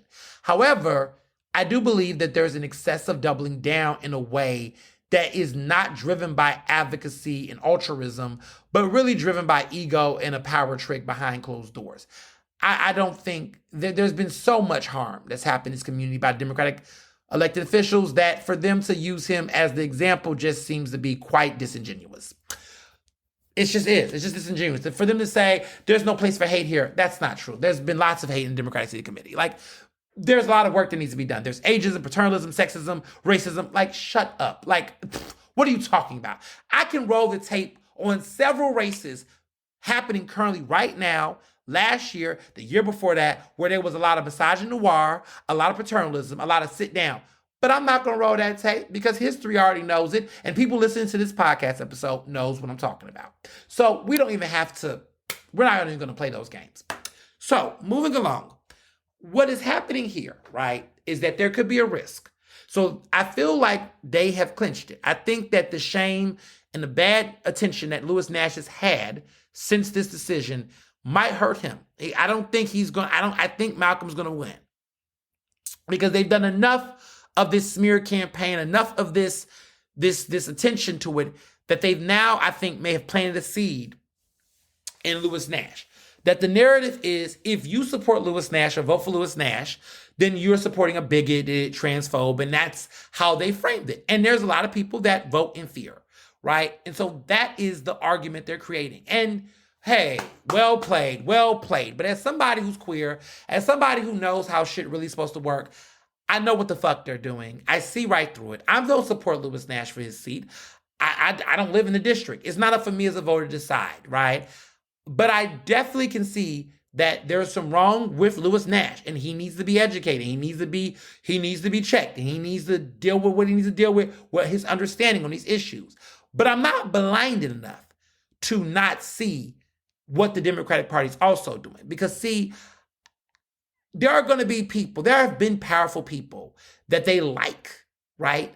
And Malcolm Kenyatta is playing a very dirty game. Because the joke is, what's so funny, is that when Malcolm Kenyatta ran for state senate, the Democratic establishment did not fuck with him for that seat.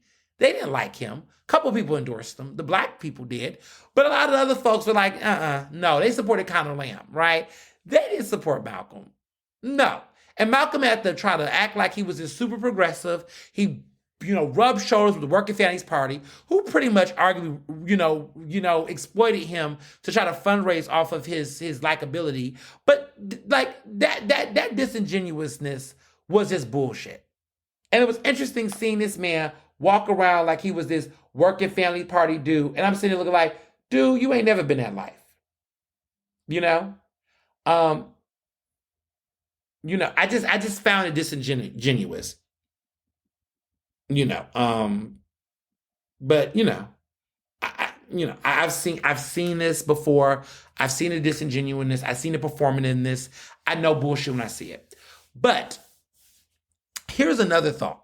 So let's say Lewis Nash loses, which is a strong possibility. What happens next? History tells me, I have something in my gut that I feel like Malcolm's not going to win the general election in November. I don't think he is. I don't see it. Reason why is because you got to remember that in 2020, the Democrats tried this same approach. They wanted to do this thing where we're going to get all of these, strong Democratic ticket, and we're going to push our way through, and we're going to ride off the Biden wave. Now, Biden was more popular 4 years ago than he is now. There was a woman named Nina Ahmad who previously tried to run for Congress, at one point tried to run for lieutenant governor, and then, again, a serial candidate. Then she decides to eventually run for auditor general. She ran, she got the Democratic nomination. Oh my gosh, she's rich, she got lots of money, so she found a way to finally get her a seat, right? Because she's run so many times that she had become the perpetual, the candidate that this always wins. Not always wins, always runs. And it becomes expected. And they start calling you a perennial candidate. That was the term, perennial candidate. And so she had these ambitions. She wins the Democratic primary and becomes the nominee. But she goes against Timothy DeFleur, who was the incumbent, this black man who's a Republican. He's not a Trumper, but he's a Republican. He beats her. Even though Biden won statewide, she loses to him. And that was an open race. That was an open seat. I don't see two black men. You have an incumbent who is pretty popular, even amongst Democrats. There are a lot of Democrats. He's across the table type of dude. He's a black man. He used to be the controller or whatnot for Dauphin County, which is pretty much a mixed group of liberals and conservatives and whatnot. He hasn't had any major scandals. He was the first black person to ever win a statewide race in Pennsylvania history as a Republican. And he's the incumbent, and he has the background in Auditor General. I mean, he's in the role. If voters have to decide between him and Malcolm, I can see conservatives compromising and not voting for Trump. But I don't see them crossing over and going all the way down. Biden's wins came from Republican crossover. It wasn't just a bunch of Democrats. I mean, Democrats did show up to the polls, but it's obvious that Biden had won in Pennsylvania because there were Republicans, and this happened with Fetterman, right? This happened with Josh Shapiro, where you have conservatives that's like, look, I'm not going to vote for Democrats for all these other seats, but I want a Democratic governor because I think the other governor option is crazy. Mastriano was nuts. They wasn't going to vote for Dr. Oz. But this is not a race where you have this extreme nuts, extreme crazy Republican far-right guy going against this moderate Democrat. Like Malcolm is fairly liberal, or some people consider progressive, and he's going against a very moderate conservative black guy that's much older and has more experience. I don't think he's going to win. And I think it's going to be what happened with Nina Ahmad, where Nina Ahmad tried to ride the Biden wave and she lost statewide. I think the same will happen with Malcolm. And if that happens, then Malcolm, everything changes. Malcolm holds on to his state rep seat. Alicia Richardson doesn't move past go. Who's to say that Malcolm may not try to fuck over Sharif Street within 2 years and make a congressional bid?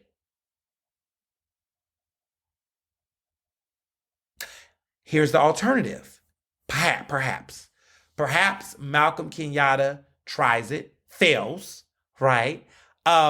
Sharif Street wins Congress, and then he passes his state Senate seat off to Alicia Richardson, and she gets the state Senate seat. So either way, Alicia Richardson is in the picture as long as she wants to wait.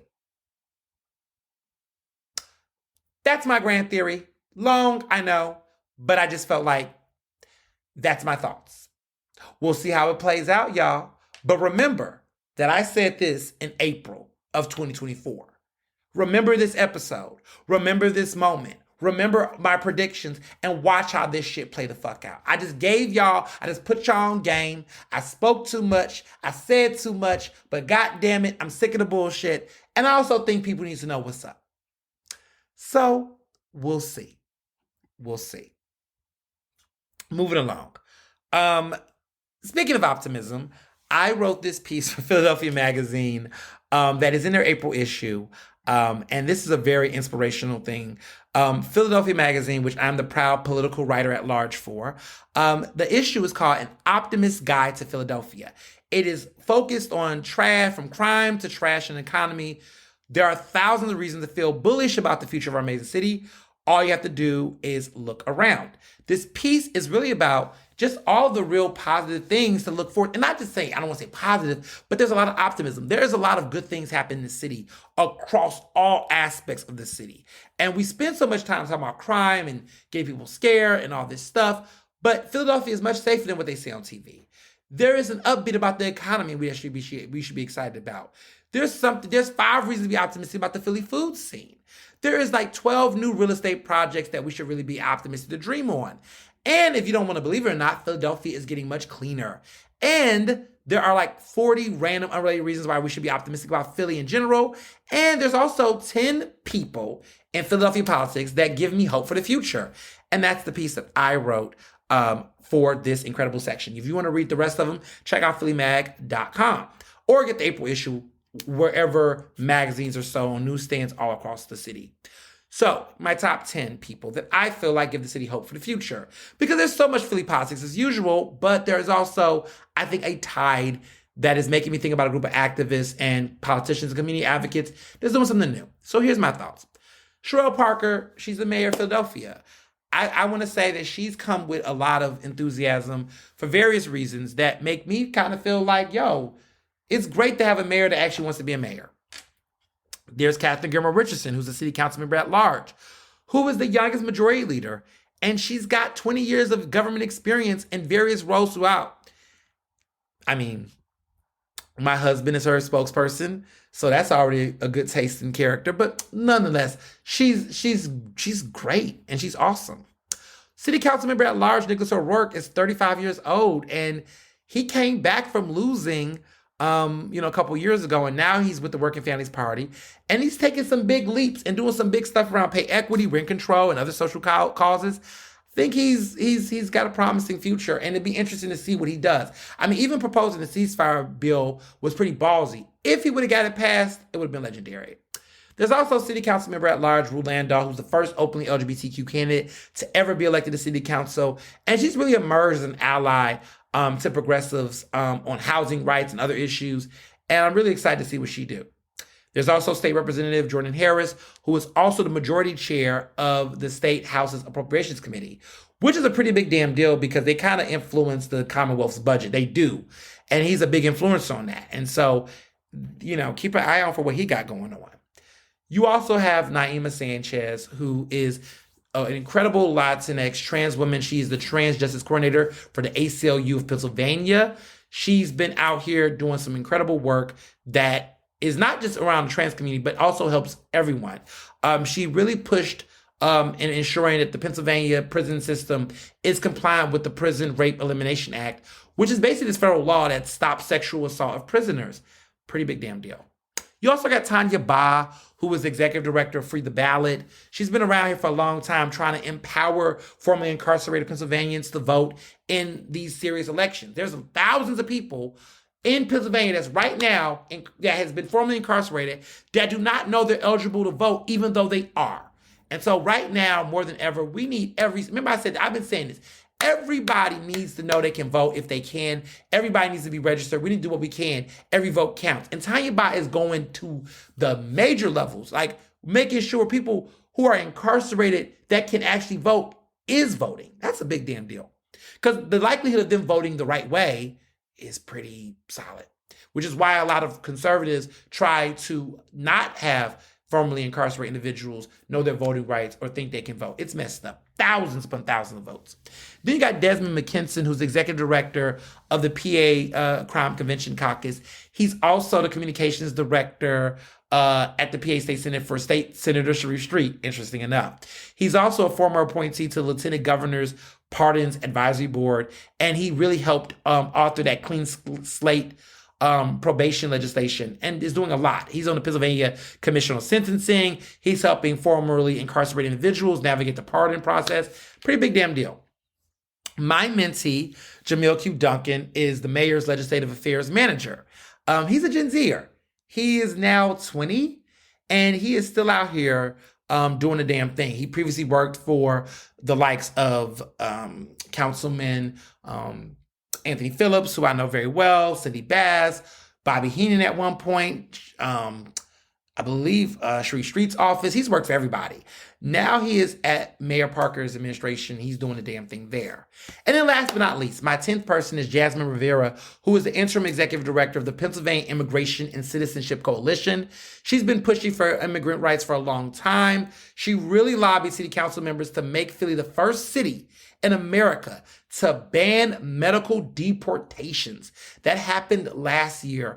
And I was covering it while I was, of course, hosting Philadelphia City Council Live on 96.1 FM, 900 AM, Progressive Black Talk Media. That's WRD Radio. She was there testifying, speaking on behalf, really pushing council member at large, Jim Harity, to take a note on this, and it got done. So she's doing some big work. So it's a nice, diverse group of people who are doing some incredible things. I'm really excited to see what they do next. And honestly, while there are people doing some slimy, suspicious, weird, messy things, there's also some people doing some really positive things. And so I wanted to make that be known. So moving along, the Inquirer has endorsed Saj Purple Blackwell in the 10th district race against Amon Brown and Cass Green. I'm not going to give this too much energy. I just want to say that's the dumbest endorsement I've read from them in a long time. I just, the Inquirer is, y'all know how I feel about the Philadelphia Inquirer. It's nothing nice. It's just nothing nice. I just, every time, they could just go right, but they just choose to go left. And even if their right wasn't their right, they just go left. I mean, it's just like, there's 3 candidates, and she is literally the third. The third. She came in third the last time she ran. She's going to most likely come in third this time around. And yeah, the endorsement was shitty. It was stupid. And then the weird part was, they said in the subtitle of the endorsement, out of this flawed slate of candidates, blah, blah, blah. That's shade. So you basically said that all these candidates are flawed as hell, but we got to get the lesser of the worst. You should never get an endorsement.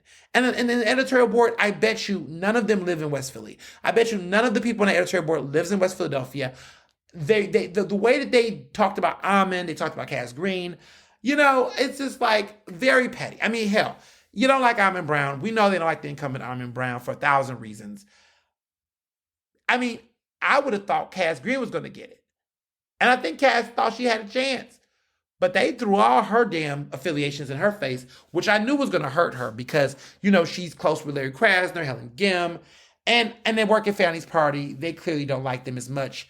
They play hopscotch with who they like. They endorse, Kendra, but they'll endorse O'Rourke. They'll endorse a Republican, believe I want. They play very messy games over there at the Inquirer. So not surprised. Not surprised. So moving along, Christian Combs, who was the son of P. Diddy, he's now facing some allegations of improper behavior. And he just celebrated a birthday recently. And now he's caught up in some scandal of his own. I mean, allegedly. These are allegations, but I will say the apple don't fall too far from the tree, allegedly. Moving along. Chance the Rapper is divorced. Don't know why this is news, but they decide to make it news. What's weird is that when celebrities announce their divorces, I battle with this thing they do where they say, protect our privacy at this time. I want to go, first of all, are you relevant enough for us to care much to respect your privacy?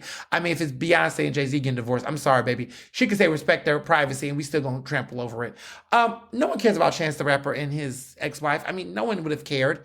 I mean, who's cared about his music for the last couple of years? I doubt that it would be news. They decided to put the news out themselves and make an announcement. It was interesting because I think a lot of us already thought they weren't together anymore. I will just tell you personally, there was that scandal where he was out, in the islands and he was getting his massive lap dance and there was some subliminal shots being thrown by the wife on social. I remember he was at the Grammys. I saw him last year at the Grammys acting single. I'll just leave it at that. Some people just are not meant to be married. Some people they get married for the wrong reasons. They get married because they think it's going to slow them down and transform them to be a more respectable gentleman. Let me be clear. When you decide to get on that knee and propose, when you decide to say I do, when you decide to commit yourself to getting married, you should already be that person. You shouldn't think a marriage is going to turn you into not being a cheater, not being a dog, not being those things. You should already enter a relationship with a pure heart and a mindset of maturity that's ready, right? You're going to learn, mistakes happen, things happen, that's life, but you should come in there with a strong discernment that this is what you want for the reasons of preparedness and readiness to take this on. Not coming into it like, you've been begging, you've been wanting this, so I did it. I want to prove to you. When I hear people say stuff like that, when I hear people hold engagements or proposals over people's head, that tells you that this is not an equally yoked situation. I'm so blessed and so fortunate and so grateful and happy that I'm married to somebody who proposed to me because that's what they wanted to do. And they knew I was ready, but it was what they wanted to do and they were ready. And that was something that they wanted to do and felt 100% certain about and understood that when the day was going to come, they were going to be here till death do them part. That's the way it's supposed to be.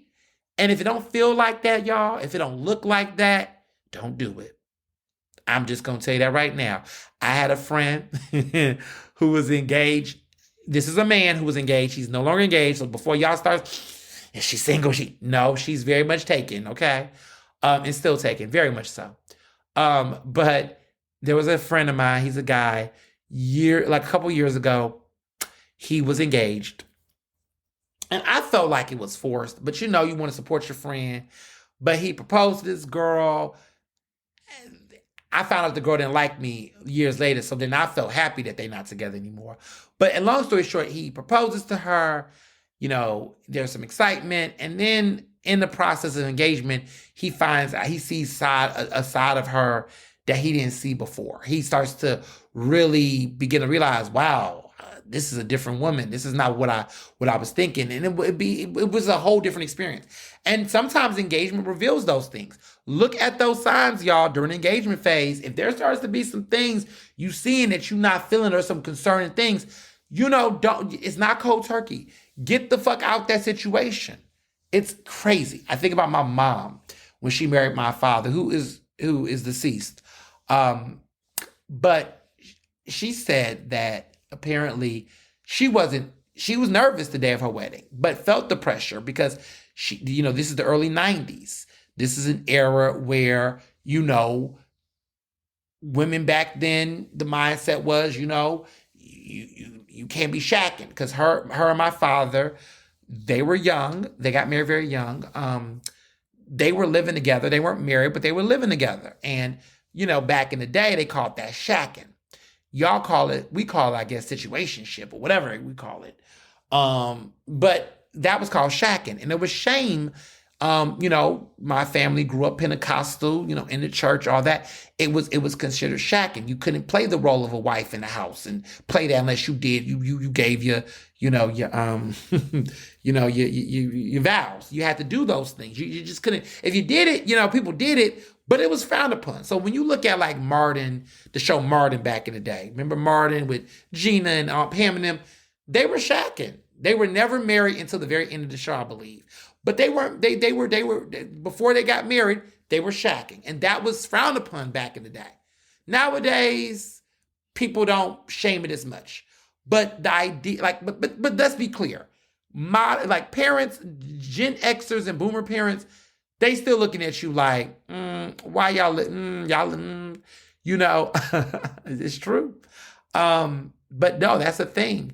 And eventually, when you're doing that shacking for a period of time, eventually people start asking the question like, okay, y'all been doing this for a minute now. What's next? Because that's just how society works. So at the time, my mother, I think, felt the pressure to do it because she didn't want the shame. She didn't want the shame of still being looked at as a woman that's shacking up with a man, and the man, she didn't want that look that, at that age. And, the idea, heaven forbid, she would have got pregnant, right? And not been married, because that was the culture back then. You couldn't have a baby out of wedlock, or it was just looked upon a certain way. So there was societal, social pressures that shaped her decision. I mean, at the end of the day, I was born, my brothers was born, life happens. But it's 2024. Ladies, gentlemen, everybody, listen, you don't have to think about that. If it's not what you want to be, abort the mission. Don't obligate yourself to be in a situation. You, at the end of the day, got to live with that person. You got to be with that person. You got to make sure the trash gets taken out. You got to see the dirty laundry. You got to see the dishes piled up in the sink or not. You got to live with this person. And you got to figure out, is this something you want to do for the rest of your life? You got to be real about it. You got to be honest about it. Because a lot of people out here that will commit themselves and talk all this because they're too busy thinking about what somebody else thinks. Child, those people have their own marriages and lives to live. You got your own. One thing I will say that I'm proud about myself is I want to say in recent years, I just do not factor people's opinion so much in my life anymore. Unless I'm doing some community service work or my nonprofit work where I have to consider optics around how my decisions impact the organization because I'm beholden to them as an elected member. But outside of that world, I don't really take too much time thinking about how other people's opinions shape my own personal decisions in my life. I just don't do it. Whether it's parents, whether it's, siblings, whether it's close friends, I don't. Now, granted, I do listen, right? Because, there could be feedback coming from a really meaningful place. And and let me be clear, that matters, right? But there's a point where unsolicited advice, unsolicited messaging and verbiage and things, that's the kind of stuff that I feel like can make or break and shape something. And I'm just not the kind of person where people can force me to do something that don't sit right with me. I have stood 10 toes down on business in my life alone. I have taken career risks.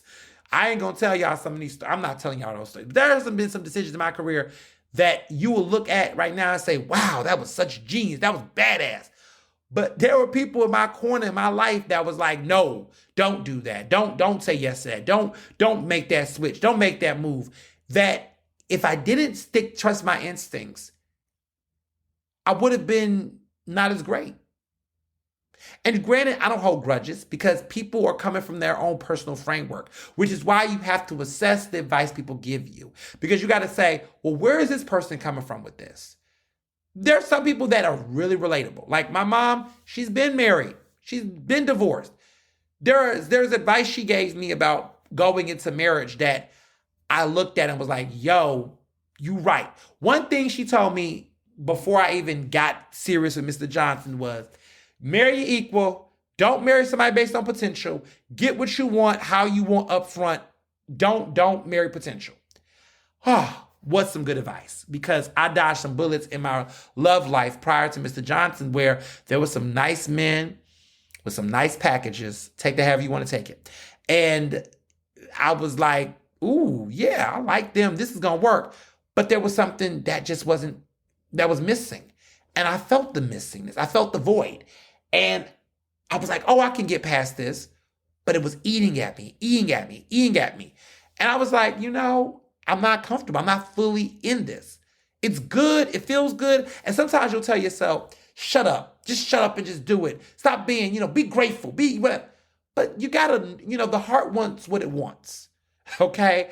And you gotta be real with yourself. And so that was the best advice. Some of the best advice. She said, don't settle. Don't, when it comes to marriage, right? Dating, hooking up, listen, you want to fuck a thug every now and then, do your thing, right? Be safe.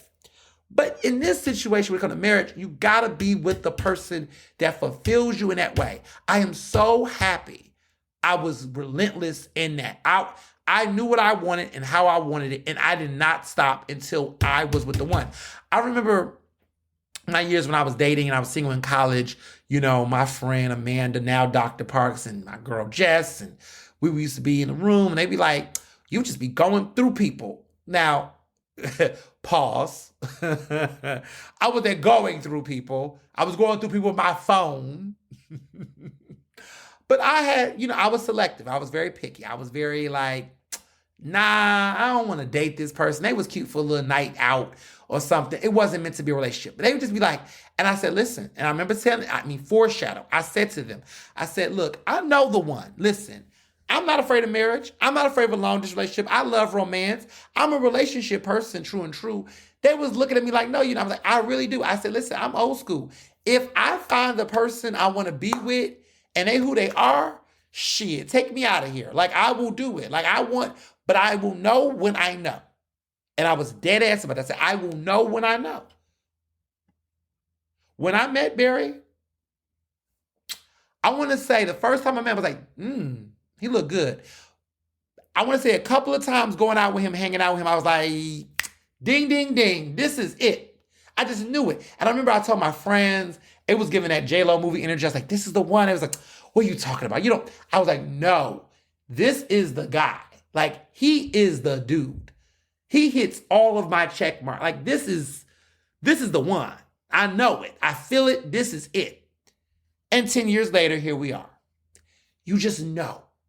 And no one can tell you. Like, my friends were like, oh, he's younger than you. And, I said, but he's so much more mature than me. He was at the time. I was a little childish. But it was just, I just knew. And And sometimes we fake it. We force it. Because sometimes we're scared that, if I don't feel that connection or that natural organicness, then that means I have to get with somebody that's the closest to whatever the hell I'm doing. Or it makes me feel like, we got this connection, this chemistry. But chemistry can be there, but there's got to be compatibility. And chemistry and compatibility are not the same thing. Okay? Compatibility. I found myself having a lot of chemistry with a lot of men. But compatibility was when things got shaky. I wanted compatibility on my intellectual level, my education level, my emotional level, my sexual level, my political level, my socio-political level, my economic level, my career professional aspirational level, my social level. Like, there was levels there, that I needed to feel complete or feel a sense of you're there, you're hitting that. I'm not talking about perfection, people. I'm talking about a sense of security and comfort.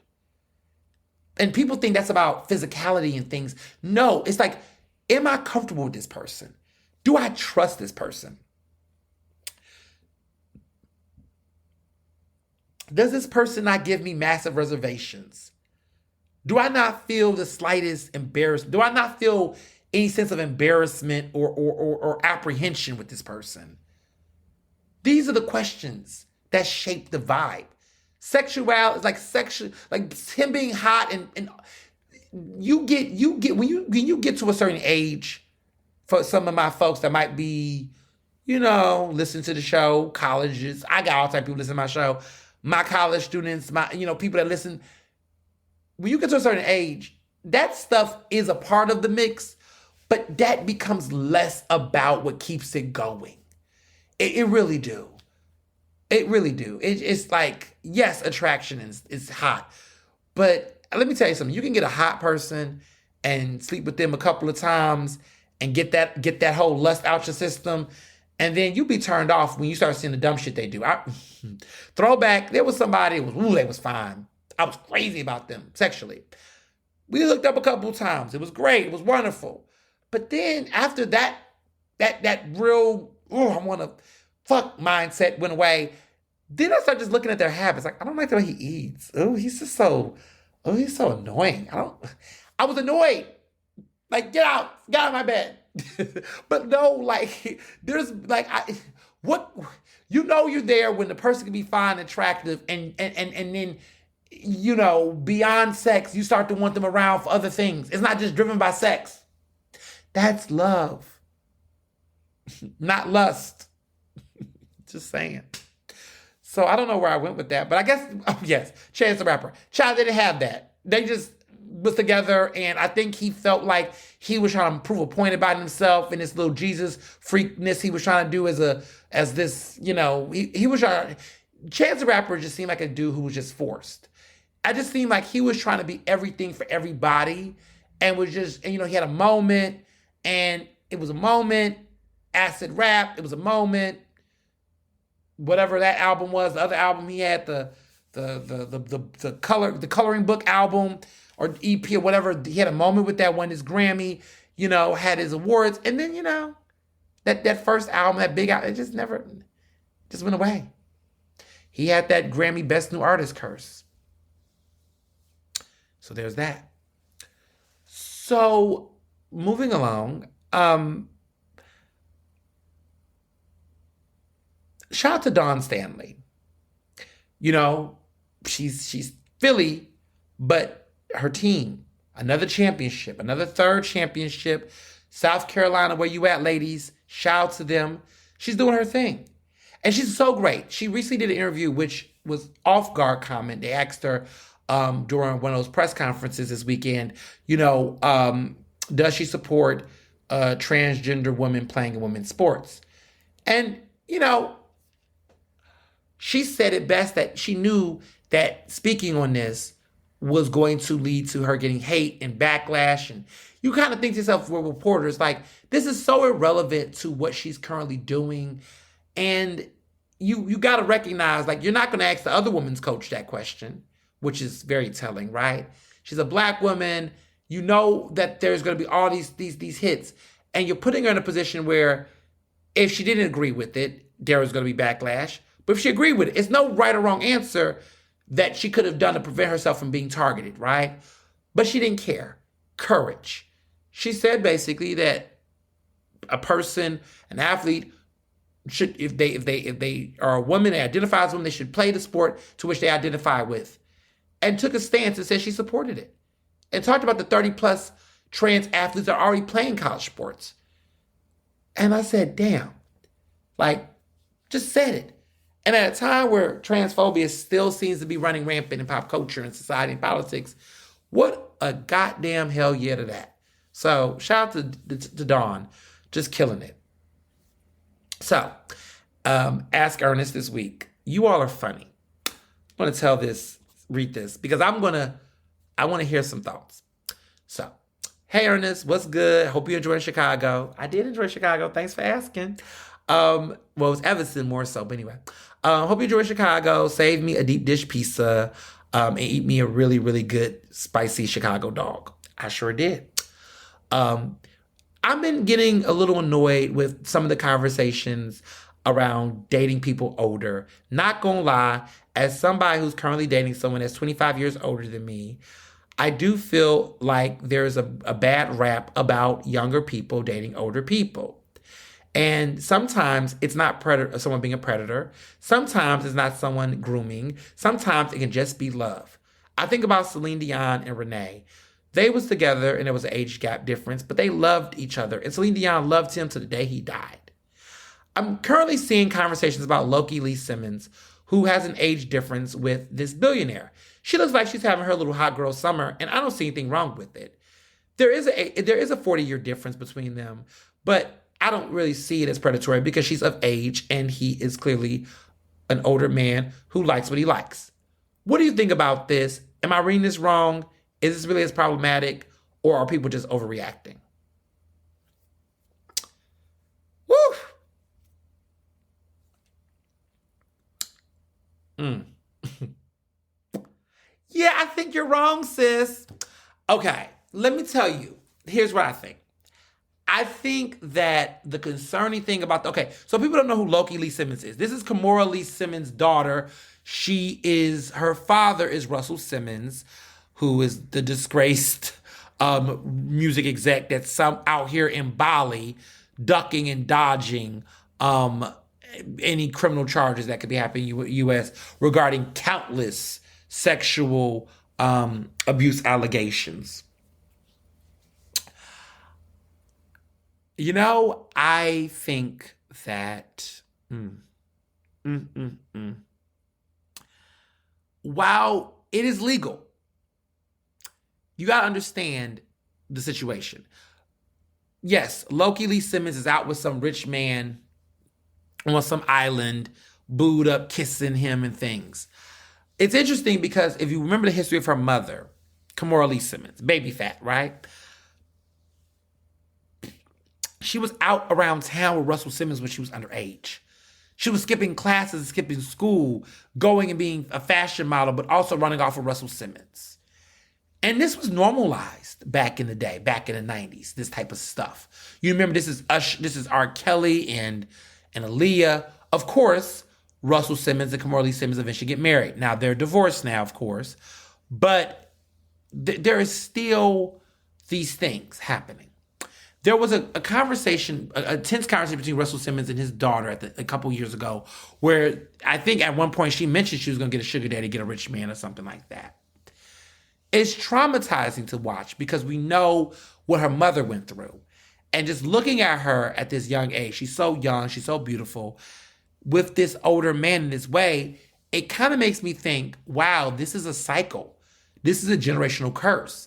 And it makes me think to myself, well, damn, if Loki, who is the daughter of these wealthy, multi-million-dollar, family, came from wealth, came from a family money, I wonder to myself if Kimora Lee Simmons, I don't think she's happy about this, but I'm just like, would be okay with her daughter years later, decades later, doing what she kind of did in her own right.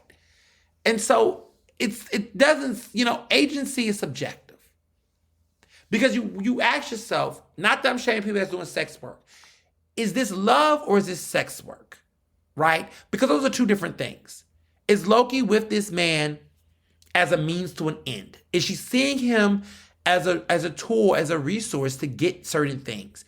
Because if she is, she's doing sex work. Because it's not driven by an actual attraction. And there's no shame in sex work. I'm not shaming people for doing sex work. Let me be very clear. But that becomes what that is. And so what we make the mistake of doing is conflating sex work with romance and dating. Whenever I see these narratives in hip hop of, I'm going to get me a rich sugar daddy, I'm going to sleep with him for the night, I'm going to get a bag. That's sex work, y'all. Like, that's sex work. And there's too much conflation in pop culture with pure love and romance and sex work. Now, here's where I'm saying this, because what we get confused with is that when a woman gets the agency in this dynamic, or a younger person gets the agency to pursue an older person, if you're trying to make the argument that this person's not being groomed, right, that this was not a grooming dynamic, okay, sure, fine. But then on the other person's, younger person's end, and let me be clear, I'm talking about young adults. If we're talking about minors and people that are underage, that is grooming. That is improper behavior. That is not okay. I'm talking about younger adults. So let's say that someone is 25 and they're dating a 45-year-old adult. Let's say that person is old enough to be that person's father. So let's say there's a 25-year-old girl who is dating a 45-year-old man. Leonardo DiCaprio and any one of his models that are under the age of 25, let's just say. And those dynamics, it's consensual. And those dynamics, it is legal. If we don't want to believe that Leonardo DiCaprio went out and met this girl when she was much younger, or he just met her at a club, and he's not like enticing her, then it's not a grooming dynamic. And every person who dates is not being a groomer. Let's be fully clear here. But let's say that in this situation, this girl sees this man and she's liking him and dating him, and she's in a financial, power dynamic where she's codependent upon him. And there seems to be a codependency that in the event that this financial dynamic between this man changes, so would her interest be. That's sex work. And so I want to consider that romance at that point. I want to consider that a romantic relationship. That's just sex work. So we are in a society where, okay, there could be some rare occasions where there could be an age gap and some love there. I'm not saying every situation is like that.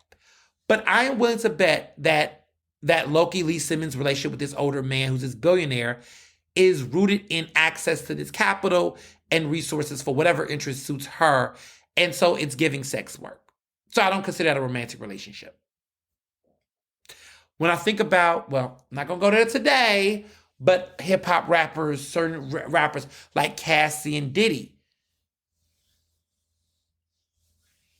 he met her when she was fairly young.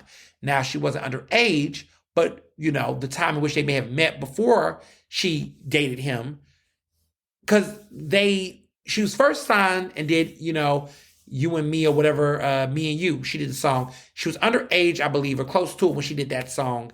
And then years later, they started dating. But it's clear that she was in those studios, that there could have been some potential grooming happening. And Diddy was not the first nor the last. Even with Russell Simmons' relationship with Kimora Lee Simmons, I think it was a grooming dynamic, clearly, in that situation that led to her eventually marrying him and being with him. Even when I look back at Dame Dash and Aaliyah's relationship, like Dame Dash was years older than Aaliyah. Like I'm thinking that like I'm looking at this now because I want to make sure I have the age, but Dame Dash is 52. Which I think him and Aaliyah were probably around the same age. I think there was a difference in Jay-Z's age to Aaliyah's age. So there was about a 7-year gap between, Aaliyah was born in 79, Dame Dash was born in 71. But I definitely think there was definitely a different age gap between Jay-Z and her. I think, Jay-Z's 54.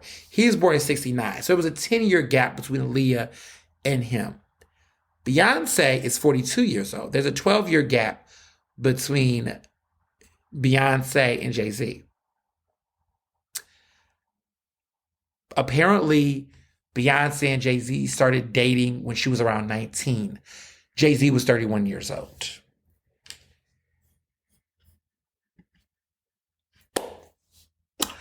The more you know. Moving along. So MSNBC in movies. MSNBC did a film about cancel culture, a little docu-movie. And all of you all were telling me about it was going to be on TV, yada, yada, yada. Listen, there's a reason why I didn't talk about it, because they did me dirty. Look, they did this whole documentary on cancel culture, this little mini doc. I didn't even watch it. I knew what it was about. I had a person be my spy and look into it. The documentary is rooted on comedians mostly complaining about censorship, a lot of chatter about what this means, how people feel about it. It seems like the framing is a little bit in yesteryear. was not impressed about the framing of it. But what was interesting was that they interviewed people who was in my book, The Case for Council Culture, and clearly they knew that my book existed. They framed the topic on council culture accountability being like, well, what about council culture being a tool to help people who are powerless? That is literally the thesis of my goddamn book. And there is no book, okay? There is no book that is currently on the market that is arguing in favor of council culture being specifically a tool that will liberate people that are voiceless and powerless. That is my book. That is the thesis of my fucking book. And they basically framed a segment of this entire documentary around that upside of council culture. They interview people like Dr. Meredith Clark, who's an incredible Black woman who definitely did research on council culture and the topic, and was in my book, featured in my book. I interviewed her. She's great. I went to Northeastern in Boston and did a speaking engagement there. She's a great woman. She's interviewed, and hats off to her for being interviewed, right? But they take all these different voices and people that I had interviewed for my book and even the framing argument, and they basically imply it. But they don't put me on the show at all. I didn't get a call. Don't hit me up from MSNBC to say, hey, we're doing this documentary. You wrote this book. Maybe you can talk a little bit about it, because that is what they typically do. Didn't do it for me. And I already know why. Because, I've been critical about some of their on-air talent. I'm being a fucking journalist and I'm being a media critic. And so therefore, it's cool to talk about Dave Chappelle and entertain these people, but we don't want Ernest there. The blackballing within these cable news stations is real. It is what it is. What I will say is I appreciate all of the countless people who turned around and bought my book, checked out my book, and my sales went up over the evening. Shout out to those Amazon sales going up based off of the buzz around the book, because I did tweet about it and tweeted what happened, and people definitely looked into it and said, yo. So there is beauty, I guess, behind the scenes when bullshit takes off. Just a thought.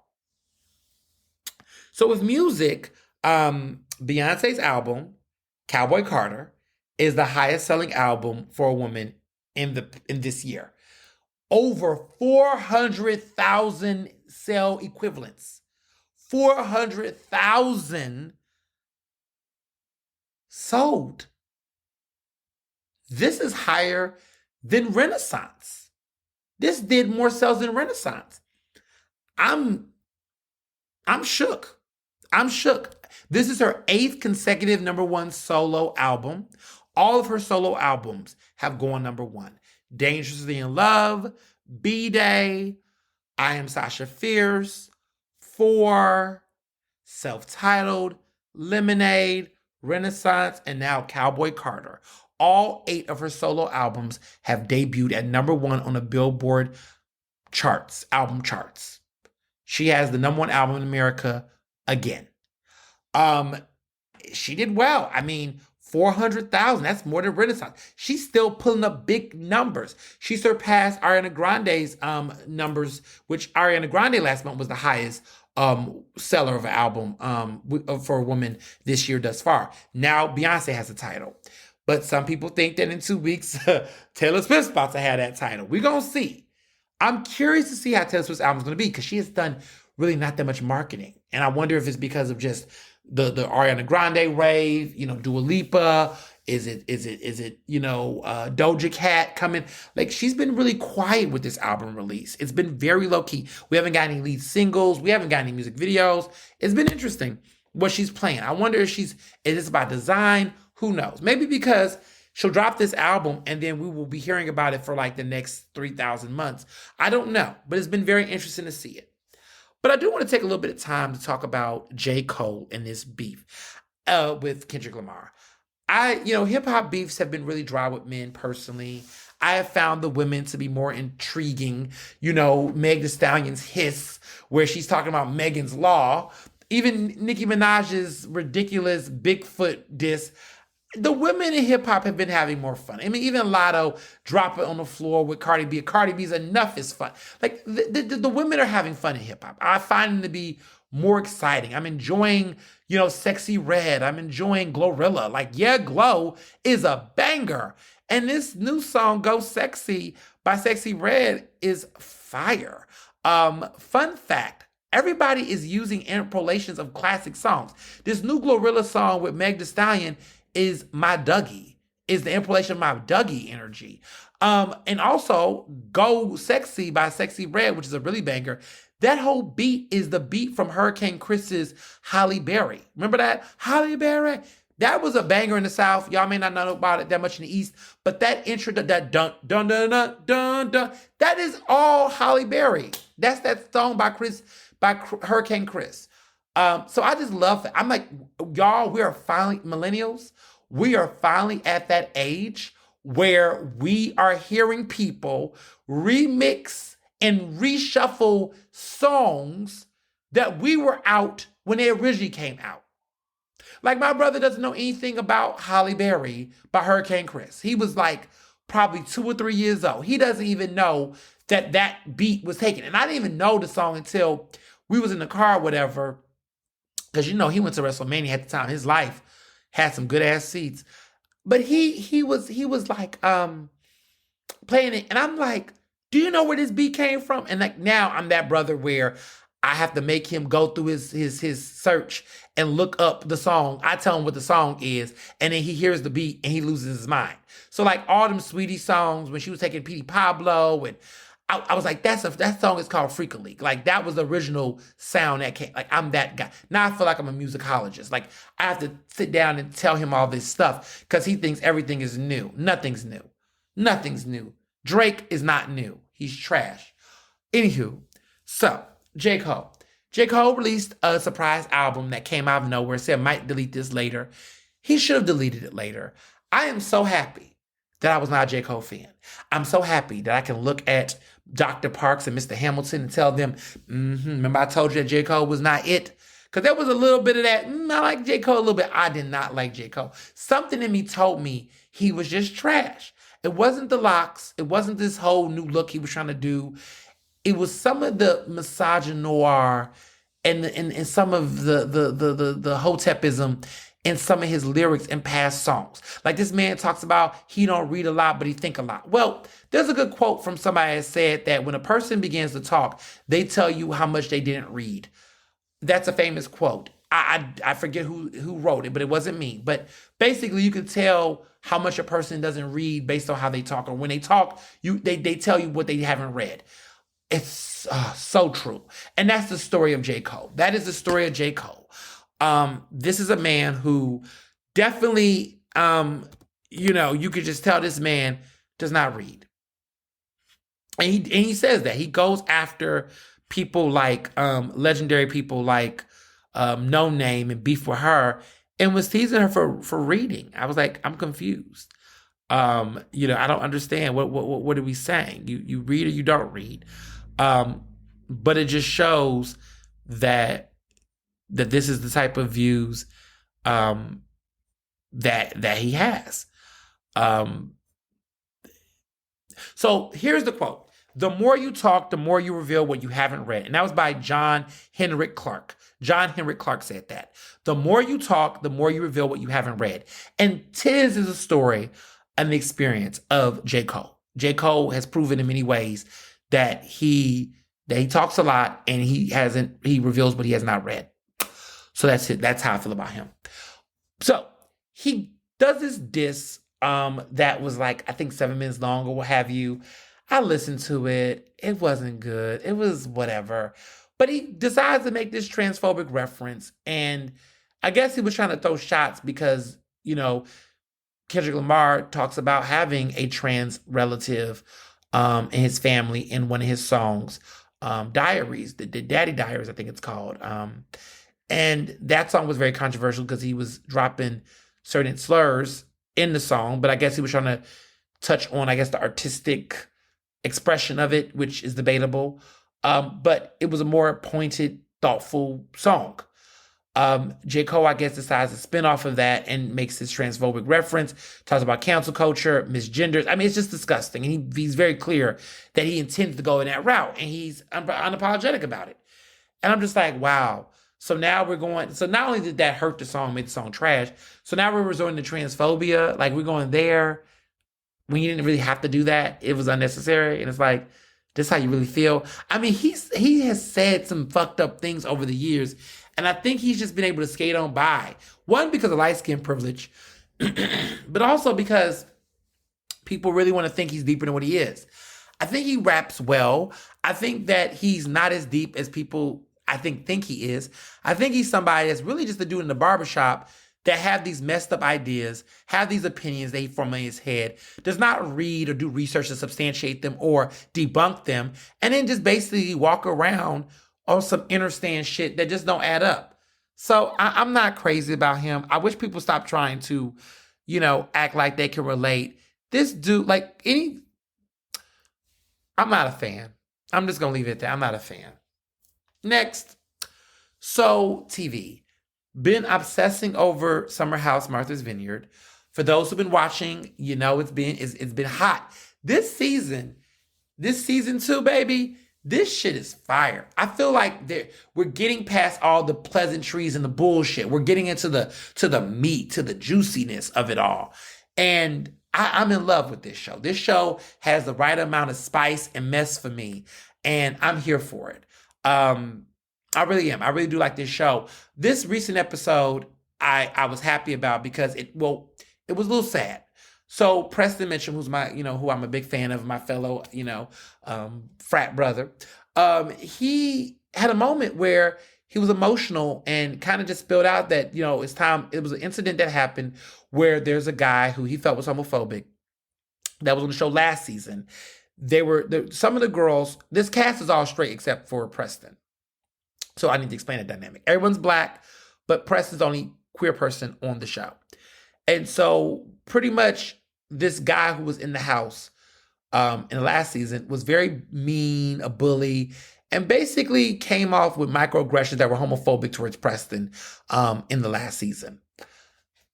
That made Preston uncomfortable. Other people in the house did not like him for various reasons. And so the girls brought up, should they bring him over this time around? And people put their foot down and said, absolutely not. No, this man is a problem. We don't feel comfortable. He cannot come here. But there were some people trying to push back and just be like, well, he doesn't mean it. He's a cool guy to hang out with, not really considering how fucked up this man was to certain people in the house. So, when they settled the conversation and they agreed that he's not coming, Preston just had an emotional moment where he just was felt like, wow, why isn't my experience being validated enough for y'all to say no, right? Why are people still trying to uplift or defend this man, even though he did these things? And he had an emotional moment where he said, he just was like, this is why I hate being the only gay person on the show, in the house. He said it, and I always was waiting for that moment, even though it was kind of sad, that I was like, when is this going to be the moment where we're going to address that, there's a dynamic, and I felt like Preston sometimes, subconsciously played into the role okay, this season he's hanging out with the guys. It's not that distance. But I remember last season, it just seemed like he was with the girls a lot and kind of like this accessory. And I was always concerned about him being accessorized in this way. I feel like this season, he's definitely his own individual. He's definitely putting his foot down. He's definitely speaking for himself. He's just definitely his own person. I don't want to say character because it's a reality show, but he's his own person. And he's been really strong this season. I'm really proud of him. But that was that moment where I was just like, yeah, I sometimes do think, and I've definitely made a point, as I got older, that I was sick and tired of being the only gay person in the room, in the social circle. Because as much as people say they're allies, they're accomplices and down, and they might be, it's just always uncomfortable. When I look back when I was single, I was in college, I had some good friends and friends that were not homophobic, nothing, but it would be times where it just kind of felt like, I'm over here with all the straight girls. I'm over here with all the straight. I feel like a third wheel, and sometimes what would be fucked up, and this is when I was in college, not now, because I refuse, but I never felt like I had space to talk about my love life. No one asked me who was I dating, right? Because the boys would be uncomfortable. Ooh, but I used to, I used to talk my shit, and motherfuckers felt uncomfortable, but it was why did I have to insert myself in conversations amongst what I thought were friends at that time? Why did I have to, why did I have to perform personhood? Why did I have to be to say, hey, human over here with experiences too. No one ever considered those things at times. Like I felt like when I was in college in certain situations that like I was like, if I wasn't being myself, then the expectation would be that you're asexual. Like you don't have a sex life. You don't have romantic life. We don't ask those questions. We don't want to know because, we and that was normalized homophobia. And I had friends in college that were friends with homophobes. And I had to get over it, or that's just some people's beliefs, and that's how they feel. And I had to walk on eggshells. And at that time, I didn't have the knowledge I have now about shit like that to be able to say, well, that was fucked up. I knew it didn't feel right, but I didn't have the words. Now, this was like 12, 13 years ago, but I'm looking back at it now and saying, damn. And so you're in this dynamic where you also don't want to be the person that's bumping heads or be the problem. And Preston said that on the episode, he was like, I feel like when I have a complaint, I feel like I'm being the bad guy. I feel like, I'm being the issue, the problem, because he was expressing his discomfort. And I know what that feeling feels like. Where people think you're being too sensitive, you're being too this, you're being too that. And yet they can have similar issues and everyone just automatically respects it, acknowledges it. I've been in those dynamics. As I've gotten older, I've realized several things. I realized that straight people ain't gonna get it. And I can't expect them to fill certain voids that other people can. If I want to have close queer connections and conversations about my queer life and experiences and nuances, I need to give me some goddamn queer friends. Like, yes, it's nice to have some homegirls that can relate and get it, but I have learned in recent years how important it was to have the Lip Brothers, to have that bond, to have that group, to have my best friends forever, Jamarcus, be with me when I was in college. At times where I just didn't have no one that I could really talk to with that type of kinship. And so how important it is to have those relationships. And I tell all of my Black queer men and friends and people that are queer, women too, listen, you gotta have your own, as much as we want to be in these spaces, have allies, have you a good gaggle of your boys, have you some homegirls, boys, have you some people that's just like that. And listen, fuck how they feel. You get some straight friends that be like territorial feeling some type of way, like, oh, well, we child, listen, you got girlfriends, you got homeboys, y'all got that. But I need to focus on me. I need to have some things. I need to have relationships that's mine, that make sense for me. And sometimes I bring everybody together and sometimes I don't. Because sometimes you just need to have that space. And when I saw Preston on that show, this episode, I wasn't crying or anything, but I felt it. I felt for him because I know what that feels like. I felt that way many years ago. I'd be like, why am I? And it just would be, all of that shit. And I just said, this is why I am the way I am today. I said, if I want to course correct issues I've went through my past, the best way you could do that is to look at what you could do in your life today. And so now I have a great circle of incredible Black queer men from different experiences and walks of life. And we go out, we do our thing, and it's just a different space. We can see guys, we can talk about things, and it never feels uncomfortable. I don't feel like I have to educate anybody. I don't have to feel like I have to be Dora the fucking Explorer. I can just be me and say some shit and they just get it. I can say, well, I'm gonna say that nobody straight might know. I can say, he probably didn't fleet. You don't know what that fucking means. But if I said that to them, they're like, oh shit, yeah, I know what you mean. They will sometimes the lingo and the things make sense for people. Sometimes you just have to have that. And I think everybody should have that. I think that if you are a Black woman, have a social circle of your homegirls. Have that circle for you to do your thing. If you a straight dude, have your bros. They don't need to be told that. They always have that shit. The question is, are y'all really friends though? Let me stop. But have those things. If you're trans, have a group of trans friends that you can just connect with, that can relate with you on certain things. And of course, have your friends that are just your allies and everybody else in between that is cool too. Mix it and match it. But have something in a space that's sacred. Like even as a Black person, Look, I got some white friends. I got some Latino friends. I have different friends. But sometimes I'm just like, look, this is not a conversation that works amongst white people. Sorry. There's some conversations I'm not trying to have with white people. And it's not that I think that they don't have the emotional depth or the education. Just some stuff you just can't talk about. Just some stuff that I may not be ready to talk. I don't got time to explain shit. I just want to talk my shit. And sometimes you got to talk about that amongst your people of that group. And then sometimes, I have them conversations. Listen, white people, when y'all having y'all group conversations with y'all predominantly white friends, some of that shit I don't want to hear about. Because you guys straighten some shit out. You might have some races in your friend circle. Listen, don't tell me about it. Just straighten it out. Listen, in communities of color, there might be some misogyny, some homophobia, some we're gonna handle that shit in-house. But you gotta have some type of affinity groups amongst yourself. Because if you don't, you find yourself in situations where when you do voice something, you don't feel heard. You don't feel supported. You feel like you have to over-explain. You feel cheated out. You feel cut it out. And nobody should feel like that. So, yeah, my hats go off to Preston and just that situation. But it's just, I know people want to make friends and not see color and accessorize and shit. But sometimes it's just okay to recognize, not to take things personal, but recognize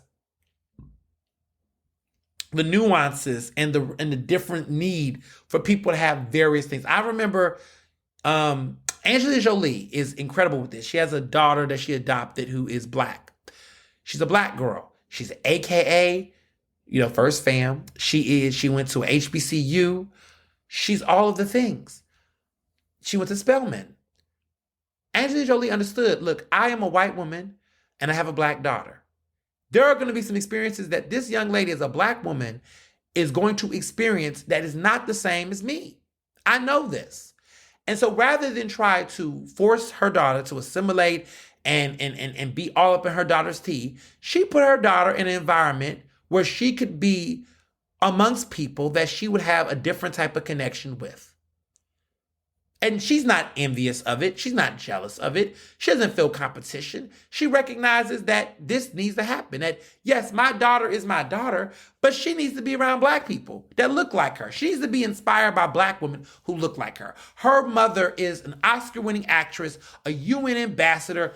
She's a white woman. She's aspirational in her own right, but she needs to see what other women that look like her, who have her type of great hair, is navigating in this society. And the best way to do that is she put her daughter in spaces where black women were thriving. Spelman, Alpha Kappa Alpha Sorority Incorporated, she put her in an environment where this young lady can be great. I mean, that's what I'm talking about, Ange. Like, that's what you do. That's what you do. You support that. You don't pull. What I've heard of friends of mine who have been the only black person in a white friend circle, they're oftentimes being put in positions where they're taking it's death by 1,000 cuts. They got to take one cut. They got to reduce this. They can't talk about this. They can't talk about politics. They can't talk about how they feel about Black Lives Matter. They don't want to be divisive. They don't want to be polarized. They got to consider this white person's fucking feelings. That shit is annoying. That shit is fucking annoying. And the crazy part is that I got some friends that's in situations like that. They used to be. If it wasn't for the Lib Brothers, if it would have been Get Out, if it wasn't for certain other groups, it would have been a situation where they would have been just suffering in those spaces. I can't tell you how many media spaces, how many influencer spaces I've been in where I've seen black people isolated. And it was like we had to call people in and bring people together because it was getting to a point where people were getting burnt out from all the racist microaggressions. And we were seeing it. Josh saw it. I saw it. George saw it. Mark. We saw this. And we started creating events for us, by us. And the white folks got mad. Like, why can't I come? Because, baby, you can. And that's okay. Because you got 1,000 other things you can go to that does not include black people. And guess what? When you go to those all-white events, you never wonder where people of color are at. But when a group of people of color do something, you wonder where you at. How colonist is that? But I digress. I just say, let people find community within their community. And don't feel threatened by that. Don't take that personal. Don't make it about you. Let people find community within their community. I'm going to leave it at that. So, last but not least, two big things. You all probably heard in the news that one of my good besties, Lauren Footman, my good Judy, she went public in a big story that came out in the papers. It's been all over the press, national press. The Black Enterprise covered it, local media covered it all across this suburb in Philadelphia. She basically came forward about the experience that she faced around race discrimination and bias, gender bias and whatnot, while she served as the DEI director for Delco. She was their first, DEI leader in Delaware County, in Delco, and she served in that position and did a really good job. I remember when she was in the role, and she did a really good job. On the outside looking in, there was some good progress happening, but behind the scenes, as a good friend, I've known about this for a while. I was not somebody who saw a headline and woke up and was like, "Oh my God, what happened to your friend?" We don't play that over here in my friend circle. We don't do that. You don't drop a surprise.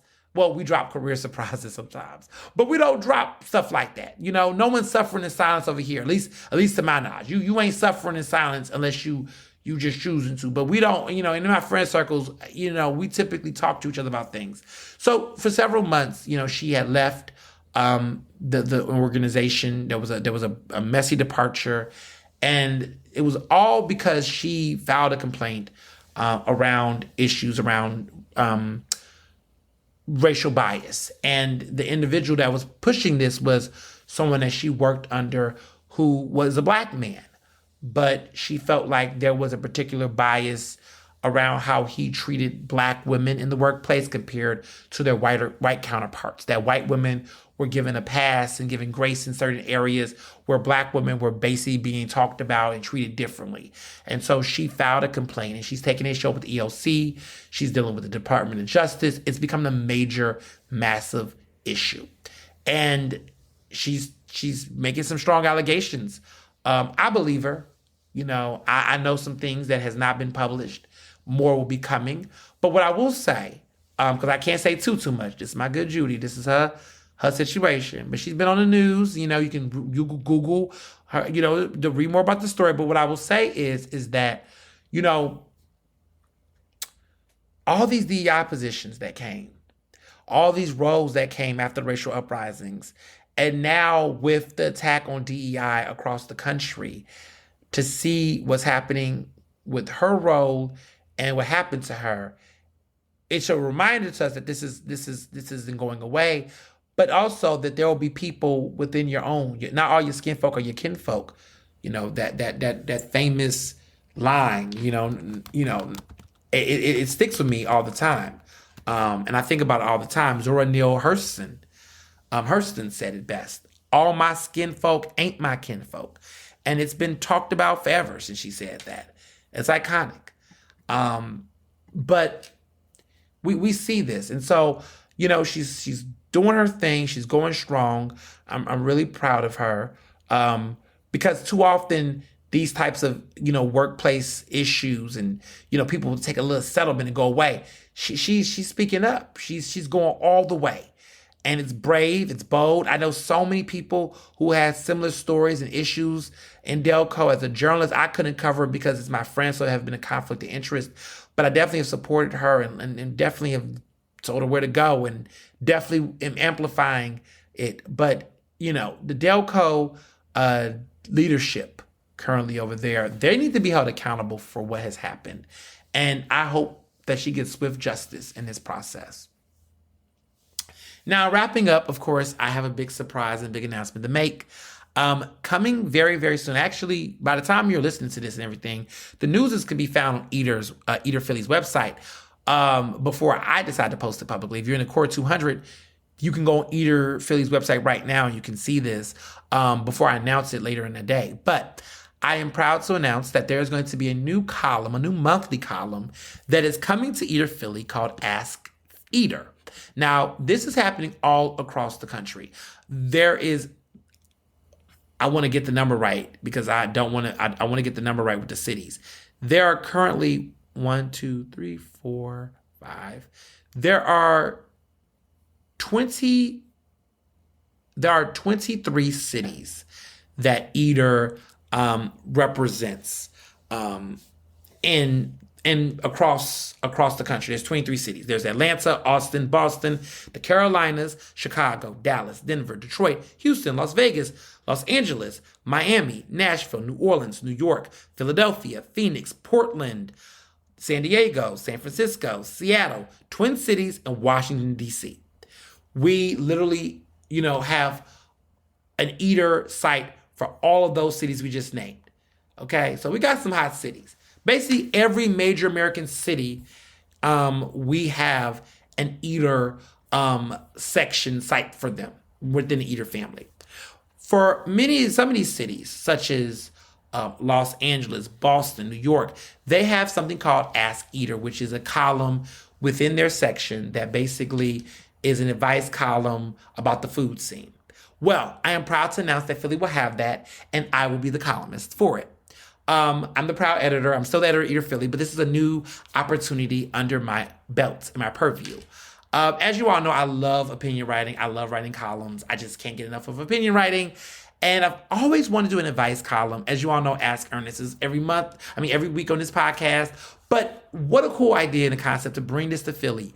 And so later this month, Eater Philly will launch a monthly food scene column called Ask Eater, which is an advice series from Eater where myself as the editor is going to answer specific real-life dining questions from readers like you. Thank you. Fun fact, if you know that readers like you, thank you. Please tell me that you know where that came from. PBS, people. Anyway, you might have read similar versions across other Eater cities like New York and Los Angeles and Boston, but this time it's coming to the city of brotherly love and sisterly affection. So as the editor, I will be answering your burning questions on all things Philly food related. So think about certain hype around, known or emerging dishes, dining trends, restaurant etiquette matters, food influencer crazes, service labor problems. I am going to answer them all. But let's have a heads up here, people. We plan to keep this insightful yet classy. So names and identifying information regarding particular places and individuals being disparaged will be removed in the published post for privacy purposes. Translation: one doesn't have to drop irrelevant, incriminating names to give relevant sage advice. So to be clear, I want to put a little bit of clarity there. If you do name a restaurant in a good way, or you just want to know about a particular dish from a restaurant, we'll keep the name of that or whatever. But let's say you're accusing someone of something that we can't immediately verify. If you're really saying something really mean about a particular restaurant, we will not name that restaurant, because the goal is that you're asking me for advice about something. So I can give you that advice without doing it. Even kind of like what I do with this show. I don't name the names of the person or describe whatever. Now, you can give me your name and say, look, I'm Maddie B from Northeast. We'll use that name, or however you want to address me or address the thing. So just keep that in mind. So in the middle of each month, I will answer 3 to 4 questions that I find the most intriguing. So look, I might get 30 questions a goddamn month. I'm only gonna answer 3 to 4 a month, y'all. So it's gonna be a monthly column. Who knows? If the traffic popping and it's getting real spicy, we might do a weekly or bi-weekly. But let's see how it goes for the first month. I'm gonna answer 3 to 4 questions that I find the most intriguing. Now, I wanna remind y'all, again, these questions must be Philly food scene related. So do not ask me about New York style pizza, okay? I don't care about New York. We ain't talking about New York. I prefer Pizzeria Salvery on, Center City. Don't ask me which Beyonce album is her best, because we're not going to talk about things irrelevant, even though the correct answer is Renaissance. But nonetheless, if you have a question for me and you want to start emailing me, you can. The email is ernest@eater.com. Again, ernest@eater.com. ERNEST at EATER.com. Ernest@eater.com. Very simple. You can submit me an inquiry, and in the subject line, you can put Ask Eater Philly as a subject line. And then I'll be able to save your responses. What I want to do is I want to save the responses in my folder. I'm going to review them throughout the week. And then midweek, I want to say in the middle of next week, I will be dropping the first Ask Eater Philly column. And then we'll do it again next month. And then we'll do it again next month. And if we notice that there's a lot of traffic and momentum, then we might try to do it like a bi-weekly thing. And then if y'all really keep eating it up and it becomes a sensation, we might do it weekly. But, you know, I want to test this as an idea that my regional director had, really seeing other cities were doing it, knew I had a taste for writing opinion. And a lot of my opinion pieces I did for the site did extremely well. And, you know, I'm kind of the type of writer that I'm driven by, you know, what's topical, what's trendy. But this Ask Eater is going to be so much fun. I'm super excited about it. So please, please, please submit things. Well, that's everything for this week. As you all can imagine, this upcoming weekend is about to be super, super lit. And there's going to be more to talk about. But as always, be well and be best. Ernestly Speaking is recorded in Philadelphia, Pennsylvania, and can be found on Apple Podcasts, Google Podcasts. To stay up to date with the latest on the show, follow me on Facebook, Twitter, and Instagram at Mr. Ernest Owens. Use the hashtag Ernestly Speaking to tell me what you thought about this episode, and check out my website at ernestowens.com.